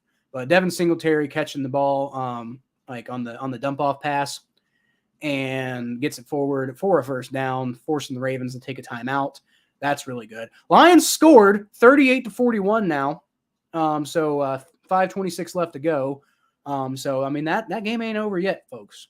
If the Lions defense can do something, they can pull that game off. Jets got the ball.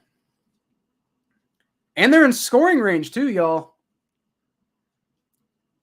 Steelers took a timeout for some reason. I'm not entirely sure why. Unless there was an injury or something that happened.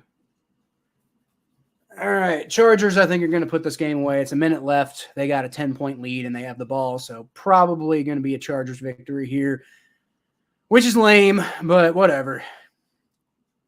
Texans bad. Texans, bad. The Texans are, in fact, bad. Cardinals Panthers about to kick off here in a few minutes.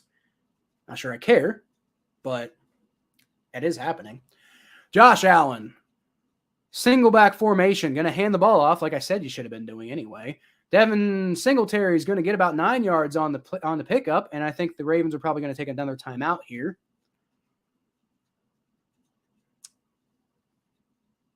All right, so the Ravens are now out of timeouts, and the Bills may get a touchdown. If the Bills get a touchdown, actually, you're in like perfect field. You're in perfect position here right now. If you get a touchdown, then with the Ravens not having any timeouts left, I think you pretty much don't have the Ravens aren't going to win. Basically, they're going to have to send it to overtime. The only thing they can possibly do is answer. But if you don't get a touchdown, it's 2nd and 2. And you still have like a yard for like a first, or 2 yards for a first down, obviously, because it's 2nd and 2. So I mean, you can either get a touchdown here and put winning out of reach for the Ravens, at least in regulation, or you can if they stop you, then you can just run the clock out and take a field goal. So Bills are in fantastic position right now, man. I would almost tell Devin Singletary to stop short of getting a touchdown. Josh Allen's going to quarterback sneak, and that's actually the perfect play right there. I think they got the first down. Josh Allen quarterback sneaking, and I think he got the first down. Clock's going to run, and that's going to take it all the way down below a minute left to go. So it's first down. I would think you would quarterback sneak it again, honestly, because that's your best chance of potentially getting forward progress and maybe getting a touchdown, but also potentially getting stopped and letting the clock run. If you hand the ball off to Devin Singletary, are they going to kneel it? They're going to kneel it. What the hell? Okay. So I guess they just really trust their field goal kicker, which I would. All right. So, yep, that's pretty decent strategy there by the Bills. They're probably going to kneel on it twice, and then they're just going to give it up to Tyler Bass. I like that, though. I like that move because, you don't potentially give the ball back to Lamar Jackson, and he's done crazy shit before. All right, and that's going to be one more kneel down by the Buffalo Bills, and they're going to drain this all the way down to probably a second or two left on the clock, and then they're going to kick a field goal. Tyler Bass is going to have a 21-yard field goal attempt or something crazy. Dude, man, I cannot believe the Bills are about to pull this win off. After going down 20-3, that's 2 weeks in a row that the Ravens have blown a huge lead. You love to see it. Marcus Peters is pissed off on the sideline too. Holy hell, dude. Marcus Peters is not happy. I mean, I wouldn't be either. What's going on with the Jets game, man? Steelers keep taking timeouts. I don't know what's all that. Jets got the ball second and... Jets got a first down. 1st and 10. There you go. All right, and if the Jets can drain this clock away, then they could end up with a touchdown and beat the Steelers. Worst case scenario, they could drain the clock away and send it to overtime. Now, do I want to cover overtime with the Jets and Steelers? Maybe. I might. I'm hungry, but I'm not sure I'm that hungry. I think I might be willing to wait. All right, Tyler Bass.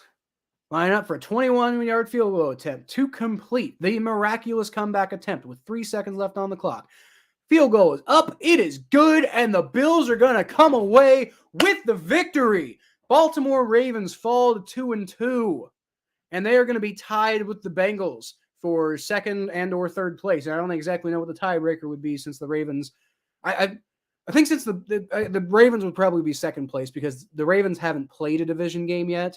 The Bengals have, and they lost. So, just by the thinnest of margins, I think the Bengals would be the last place team there.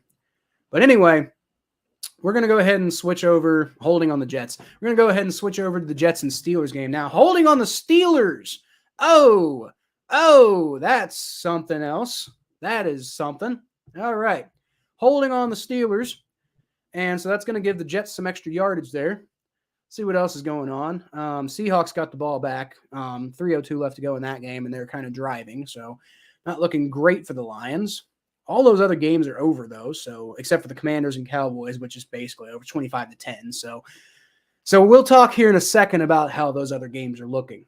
But anyway, Jets, Zach Wilson takes the snap, hands it off to Breece Hall, who's going to move forward. There you go. That was a great play because it gets down to about the 2-yard line and keeps that clock running, dude. Steelers have 1 timeout left, and if I was them, I'd go ahead and use it. Like when the hell, use it now. When the hell else are you going to use it? I don't know. Steelers are weird, man. Jets are going to... Okay, it's 18 seconds left. Are the Jets taking the timeout now? Yep, Jets took a timeout. Okay. So while we got a second, let's see what happened in the rest of the NFL. Falcons beat the Browns. That is funny. The Bengals are now tied for first place in the AFC North, which is hilarious. If the Steelers win, it'll be a 4-way tie. But Bengals are technically tied for first place, but also because they lost to the Steelers week 1, that's going to be a tiebreaker in favor of the Browns. The Browns, I think, would be first place. Ravens would be second place because they haven't played a division game yet. And then Bengals would be third place because they lost the division game.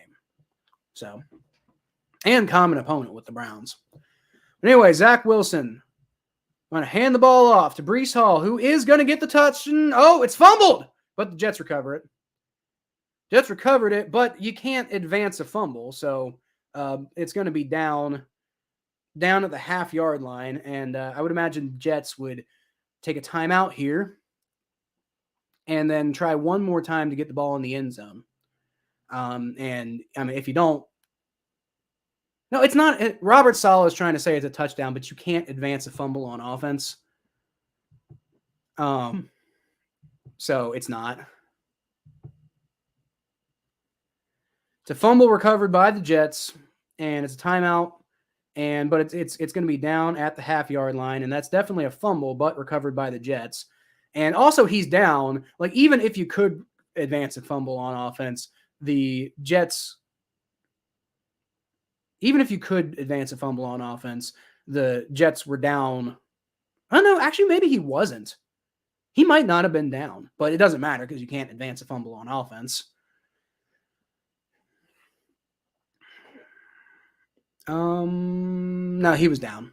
He was down and he got touched. So, like regardless of what the rule is, it doesn't matter. Oh, you know what? Breece Hall might have actually gotten in the end zone. Breece Hall, before he fumbled, might have actually crossed the plane. Oh, I didn't even see that. Call overturned. It's a touchdown, Jets. It's a touchdown, Jets. And the Jets are going to take a 23 or 24-20 lead with 9 seconds left in the ball game. What? It's a touchdown. Oh, what? What a week for the Cincinnati Bengals, man. It's going to be a 3-way tie for first place, and the Steelers are going to fall to 1-3, and barring something insane, to be fair, barring something totally insane. But, man, and they're actually calling it 16 seconds left, so the Steelers are going to have a little extra time. But still, dude, touchdown Jets. Jets are going to probably come away with this win unless Kenny Pickett pulls off something absolutely miraculous, which at this point, because the Jets are going to have a 4-point lead unless they – let's see if they get the extra point here first. All right, extra point is up, and it's good. And the Steelers are going to have to get a touchdown in 16 seconds to win the game because a field goal is not going to do it. What an absolute turn of events, folks. And great for me, by the way, because it means I don't have to go into overtime. I can go get some lunch when I'm done here. But, oh, my God. Oh, my God. Hey, look, Ryan's back. A little optimistic of next week for the Bengals versus Ravens game, but a little. Are you a Bengals fan or are you a Ravens fan? Ryan, because if you're a Bengals fan, you got to be really optimistic about this Bengals-Ravens game. Ravens are coming in looking like they got a lot of issues, and the Bengals are starting to get their shit together. So I'd say like the Bengals honestly might even be favored like via the betting odds, even though it's in Baltimore. So I mean, I as a Bengals fan feel really optimistic about that game. If you're a Ravens fan, you can't feel too optimistic, but I mean, at the same time, like, you saw some good stuff from your offense, so maybe there's a little bit of optimism if you're a Ravens fan. But if you're a Bengals fan, you should feel really optimistic about that game. All right, Jets are going to kick the ball back to the Steelers with 16 seconds left to go. And that is going to be a touchback. So the Steelers are going to get the ball at the 25-yard line. They got 16 seconds to go, and they need a touchdown because a field goal isn't going to do it. What a comeback by both the Bills and the Jets and the Falcons for that matter, because the Browns were winning at 1.2. That Bills game was a hell of a comeback, but the Jets, way to be scrappy and pull it all together. Because the Steelers came back. The Jets were doing pretty well, but the Steelers came back, but then the Jets got back on top of them. So, man, it's just like Joe Flacco over there, like grinning ear to ear because like he knows that it's like Hail Mary time basically for Kenny Pickett. Actually, it's not because the Steelers do have a timeout, so it's probably get the ball to far, but in the middle of the field time. Yeah. So the Jets let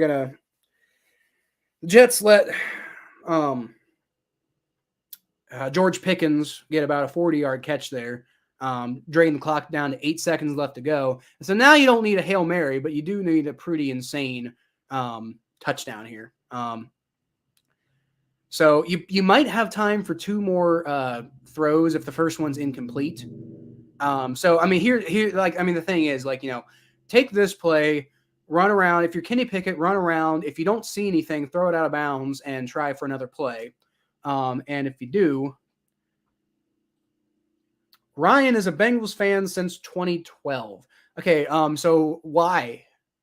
That's awesome. I'm glad you're a Bengals fan. You've been a Bengals fan since 2012. But why 2012? I'm curious. That's an interesting year because that was like year 2 of them like making the playoffs, but they kind of sucked in the playoffs both of those years. Not to mention the Andy Dalton era wasn't exactly like super exciting. So why 2012? Unless you're like really young, in which case, okay. Because like I think. I've been a Bengals fan since I think 1995 or 6 probably, because that's I was like 3, and my dad I started like my dad was a huge Bengals fan, and when I was like 7 I started going to the games, but even before that I was like watching the games with him on TV. So, but why 2012? I'm genuinely curious about that. Why 2012? Glad you're sticking around to watch, though, Ryan. Find out what happens with the Jets here. All right, 8 seconds left to go. Kenny Pickett's running around, throws it deep, and that's probably just going to be nothing. Or it's intercepted! It's intercepted, and the Jets are going to win the game! LaMarcus Joyner gets the pick off, and, clock runs out anyway. But... LaMarcus Joyner with the interception. Kenny Pickett throws the pick, and it's going to be an L, and an L for all of the Bengals opponents in the AFC this week. The Bengals picking up their win. So it's going to be, the AFC is going to be 2-2 for every team except the Steelers, who still suck, at 1-3. Let's go, dude. The Bengals are tied for first place, and the best possible week that could have happened for the Bengals happened. You love to see it. The Cardinals-Panthers game is starting, and I don't really care. I'm actually going to go ahead and switch to the Seahawks and Lions now. But, dude, holy crap, man. Like, what a turn of events. You love to see it. The Jets pull off, finish off the Steelers. Joe Flacco on the side looking like, yeah, man, I still, like, regardless of what has happened in the past, like, I'm not on the Ravens anymore, still hate the Steelers. So...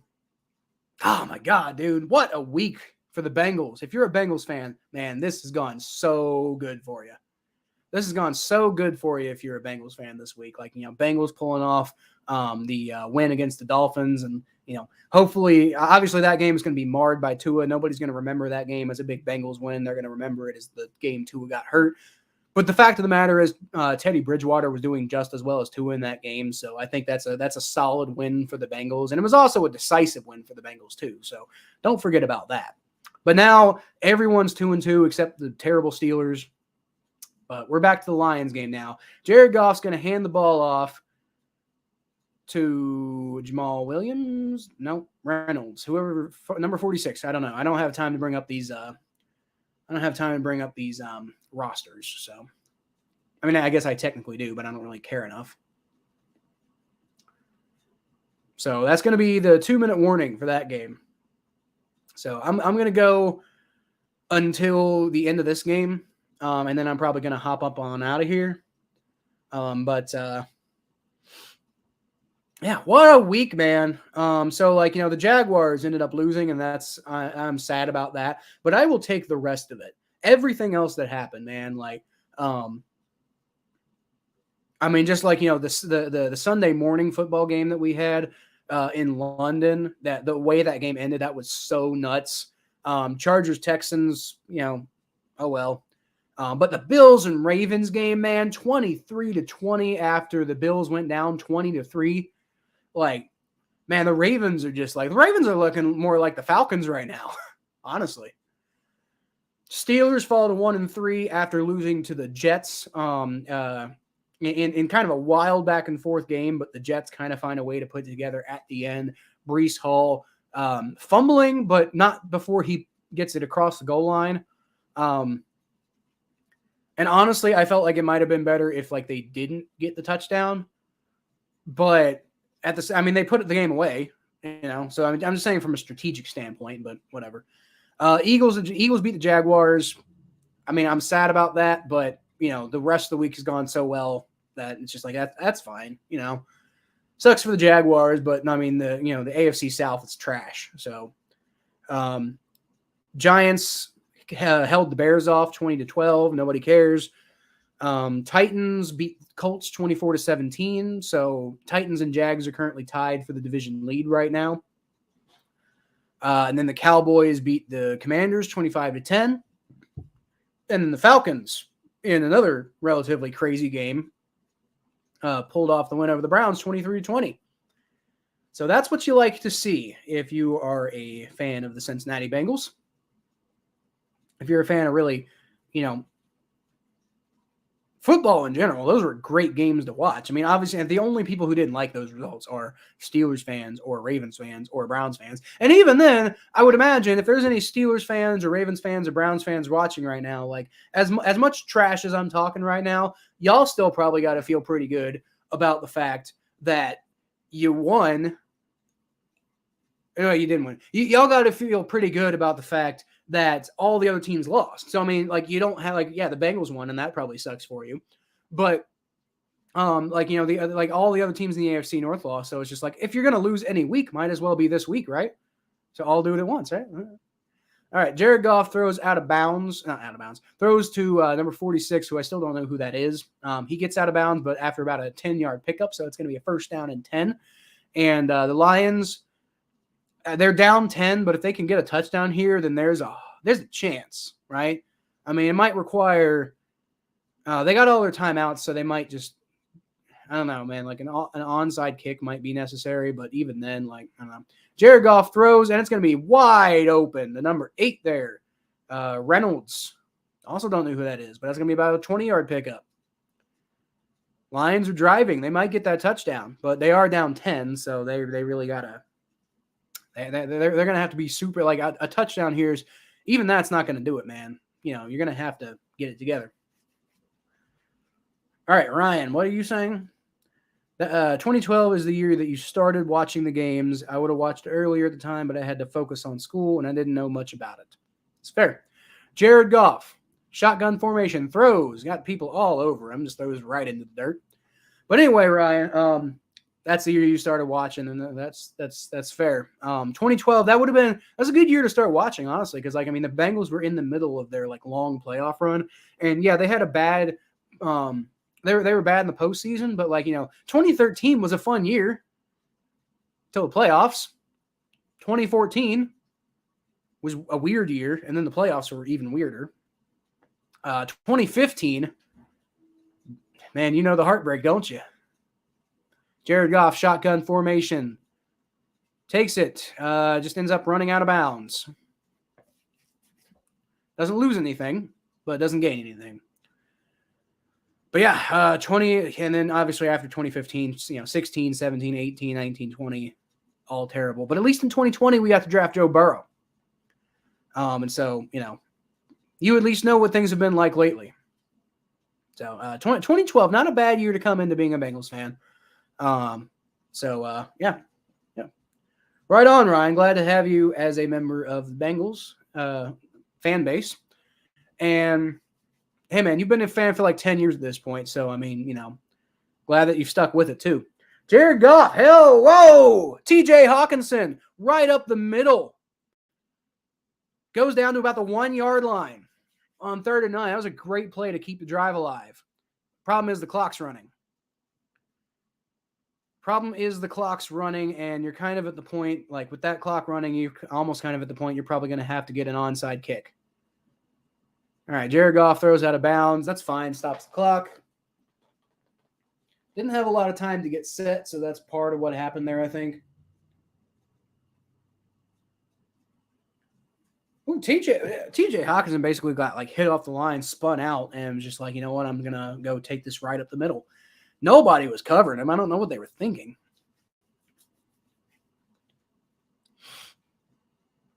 TJ Hawkinson, one of the better tight ends in the NFL, I think. He's been lost because he's been playing for the Lions, but man, what a set of games we've had in the NFL this week. Jared Goff, touchdown. Touchdown to Kareem Jackson, maybe? Is Kareem Jackson on the line? Justin Jackson. Who's Kareem Jackson? Is Kareem Jackson a person? Am I mixing human beings up? I don't know. Whatever. Lions do get the touchdown, but they only have a minute left to go, so you just kind of wonder. They do have 3 timeouts. So you wonder, do you give it back to the Seahawks and try to force a 3 and out? Because if you can force a 3 and out, then you can get the ball back and hopefully something good happens. Holy crap, 48-45, y'all. Even if the Lions don't pull off this win, 48-45. Golly, dude. If you're just now joining us, by the way, I see we have 4 people watching now. If you're just now joining us, the obviously Bills and Ravens game over. That game absolutely nuts ending. It was looking a little like maybe not the best decision to stream that game early on, but the Bills came all the way back from 20-3 to win 23-20. And so it's incredible game. But now that game's over, I'm just kind of flipping between the other 1:00 games. And so many of them are so close and so interesting. We were watching Browns Falcons, that game ended. We flipped over to Jets Steelers, that game ended. And now we're flipping over to Seahawks Lions. And something special's happened in the NFL this week. That's all I'm saying. That's all I'm saying, man. Looks like the Lions, let's see. Are they onside kicking it? The graphic sure seems to suggest that they are. They've attempted one. They've already attempted one this season and did not recover it. So let's see if they can get it. Either way, what a game.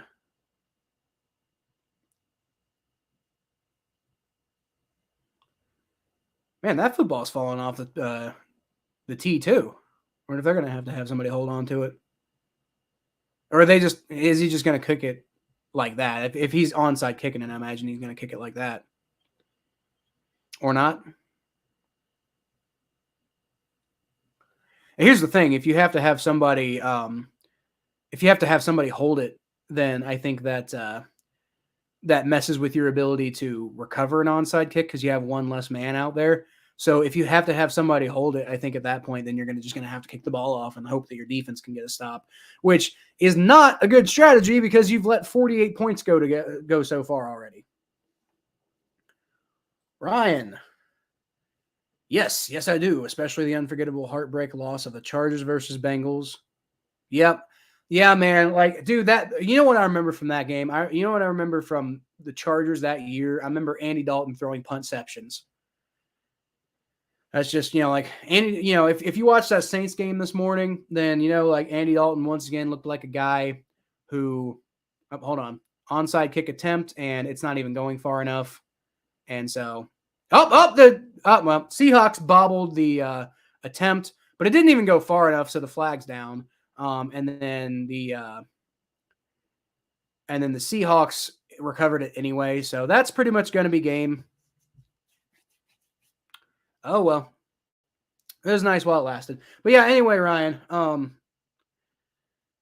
Yeah, the Chargers that year, like Andy Dalton, he just like he's very good and very bad all at the same time, all wrapped up in the same human being. And you saw that against in the Sunday morning football game in London today. Like, Andy Dalton had some really impressive, amazing, incredible throws, and then he also had some really bad, stupid, bad, terrible ones.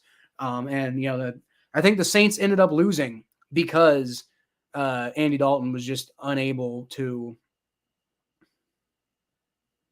really kind of make it work, I think maybe a better quarterback in there, the Saints might have won that game, but just Andy Dalton, like, despite some of the great plays that he had, just wasn't able to make it all happen. But that's what we've seen so much with Andy Dalton. That's why we lost that game against the Chargers, and then that's why we lost that game against the Colts, and really that's why we lost those games against the both games against the Texans. And other than obviously the AJ McCarron game, where obviously AJ McCarron wasn't really very good in that game, but pretty much had the win. But the reason we lost that game had nothing to do with Andy Dalton. But all the other playoff games, probably because Andy Dalton just wasn't quite good enough. And that's just his whole thing. Like, he's pretty good, but he's just often just not quite good enough. Got a stink bug in my room right now climbing up my wall, and as soon as I'm done with this stream, I am gonna take care of that. But I want to finish the stream first. And it's a fake stink bug. That's like the kind of stink bugs that are around in Ohio are actually fake. I don't know if any of y'all who are living in Ohio knew that, but like the stink bugs are not actually stink bugs. They actually don't have the stink glands. They can't spray you or anything like that. But they're evolved to look like them so that people leave them alone, I think. Yep. All right. Lions still have the opportunity. If they can get a big stop here, they still have a chance. All right. Was that a penalty on the Seahawks, by the way? Because it backed them up. They're out of field goal range.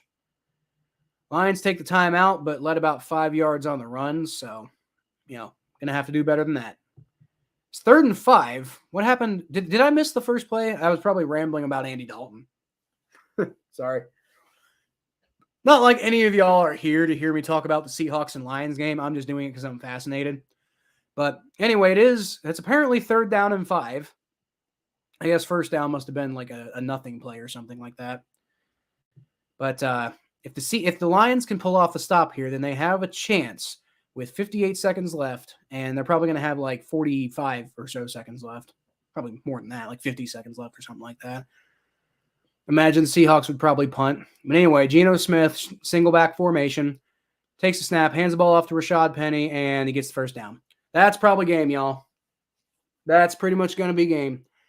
I'd imagine the Lions are going to take their last time out here, but it's not going to matter because there's only 53 seconds left, and the Seahawks can just kneel on it at this point. But anyway, that's probably it for me, y'all. Had some really amazing games today, man. That Bills-Ravens game, like it started out just not looking like a good game to stream, and then they found a way to win at the end. They somehow pulled it off. Lamar Jackson throwing that critical interception that gave the Bills a chance to go down the field and score the game-winning touchdown. I'm sorry, game-winning field goal. But you love to see it. You love to see it, unless obviously you're a Ravens fan, then you don't love to see it. And yeah, Seahawks kneeling on the ball again. Jets beating the Steelers. in another absolutely insane game. Mitch Trubisky benched for Kenny Pickett. That's funny. Eagles 29-21 of the Jaguars. Not my favorite thing in the world, but it was fun to see at the end.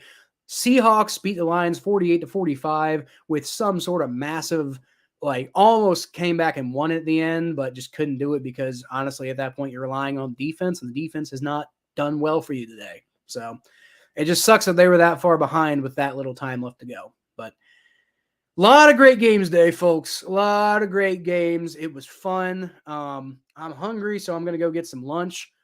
But I mean, if I wasn't, I'd probably try to stream one of these other games. Not doing it right now, though. Nothing really going on. Panthers and Cardinals, literally nothing going on. 0-0, almost, most of the way through the first quarter. Packers and Patriots 0-0 after like a drive or two. Broncos and Raiders just started. And it looks like the Raiders are driving. So interesting stuff in the first round of games this week, though. So that's pretty much going to do it for me this week, though. Hell yeah, Ryan. It was nice talking to you, too. Don't forget to subscribe to the channel, my friend. And anybody else who was watching, subscribe. I try to do these streams as often as I can. I also like going to Bengals games, and sometimes I just like going and watching the games with my friends. So I'm not always going to be streaming the games, but sometimes I will, and you get a Bengals fan perspective on it. And then outside of that, obviously, I'm going to try to start streaming when I can. I'm going to try to start streaming more non-Bengals games too. So like during the bye week, I'm probably going to do that. Today, obviously, the Bengals played on Thursday Night Football, so Sunday was wide open. Or if they have a Monday night game, which I don't actually remember. Do the Bengals have a Monday night game? I feel like they do. They have to. The Bengals are an interesting team this year, so I'd imagine they'd have a Monday night game. Let's see. My throat's also kind of rough right now, so I need to take a break anyway. I'll be back for the Battle of Ohio podcast tonight, though. So if you want to see more of me streaming, go check out the Battle of Ohio podcast tonight. It's on my other YouTube channel, just the Battle of Ohio podcast. And we'll be talking Bengals and Browns. We'll also probably be reacting a little bit. Check me out at Kyle Phelps 92 on Twitter, Facebook.com/the Phelps. Subscribe right here. And yeah, man. But it's been a fun stream. And I cannot click for the life of me today. Bengals do have a Monday Night Football game at Cleveland in Week 8. I will not be streaming that game. Probably won't be streaming that game, though, because I think Thomas is trying to get me tickets to that game. And so I think me and him are going to go up and watch that game live together. If not, I don't know. I might stream that game. It is super late, so that gives me an opportunity, I think, to stream. But we'll see. We'll see. But yeah, it was great stream, y'all. Like I said, at Kyle Phelps 92 on Twitter, Facebook.com/Phelps, and subscribe here if you want to see more streams like this. If you want to see, next video I think I'm putting out is my power rankings, which I will put out after the Monday Night Football game tomorrow. Yeah, that should be up on Tuesday. But like I said, that's all I got for this week, guys. Thank you so much for watching, and we'll catch you again for the next one. And as always, I'll leave y'all with a hootie!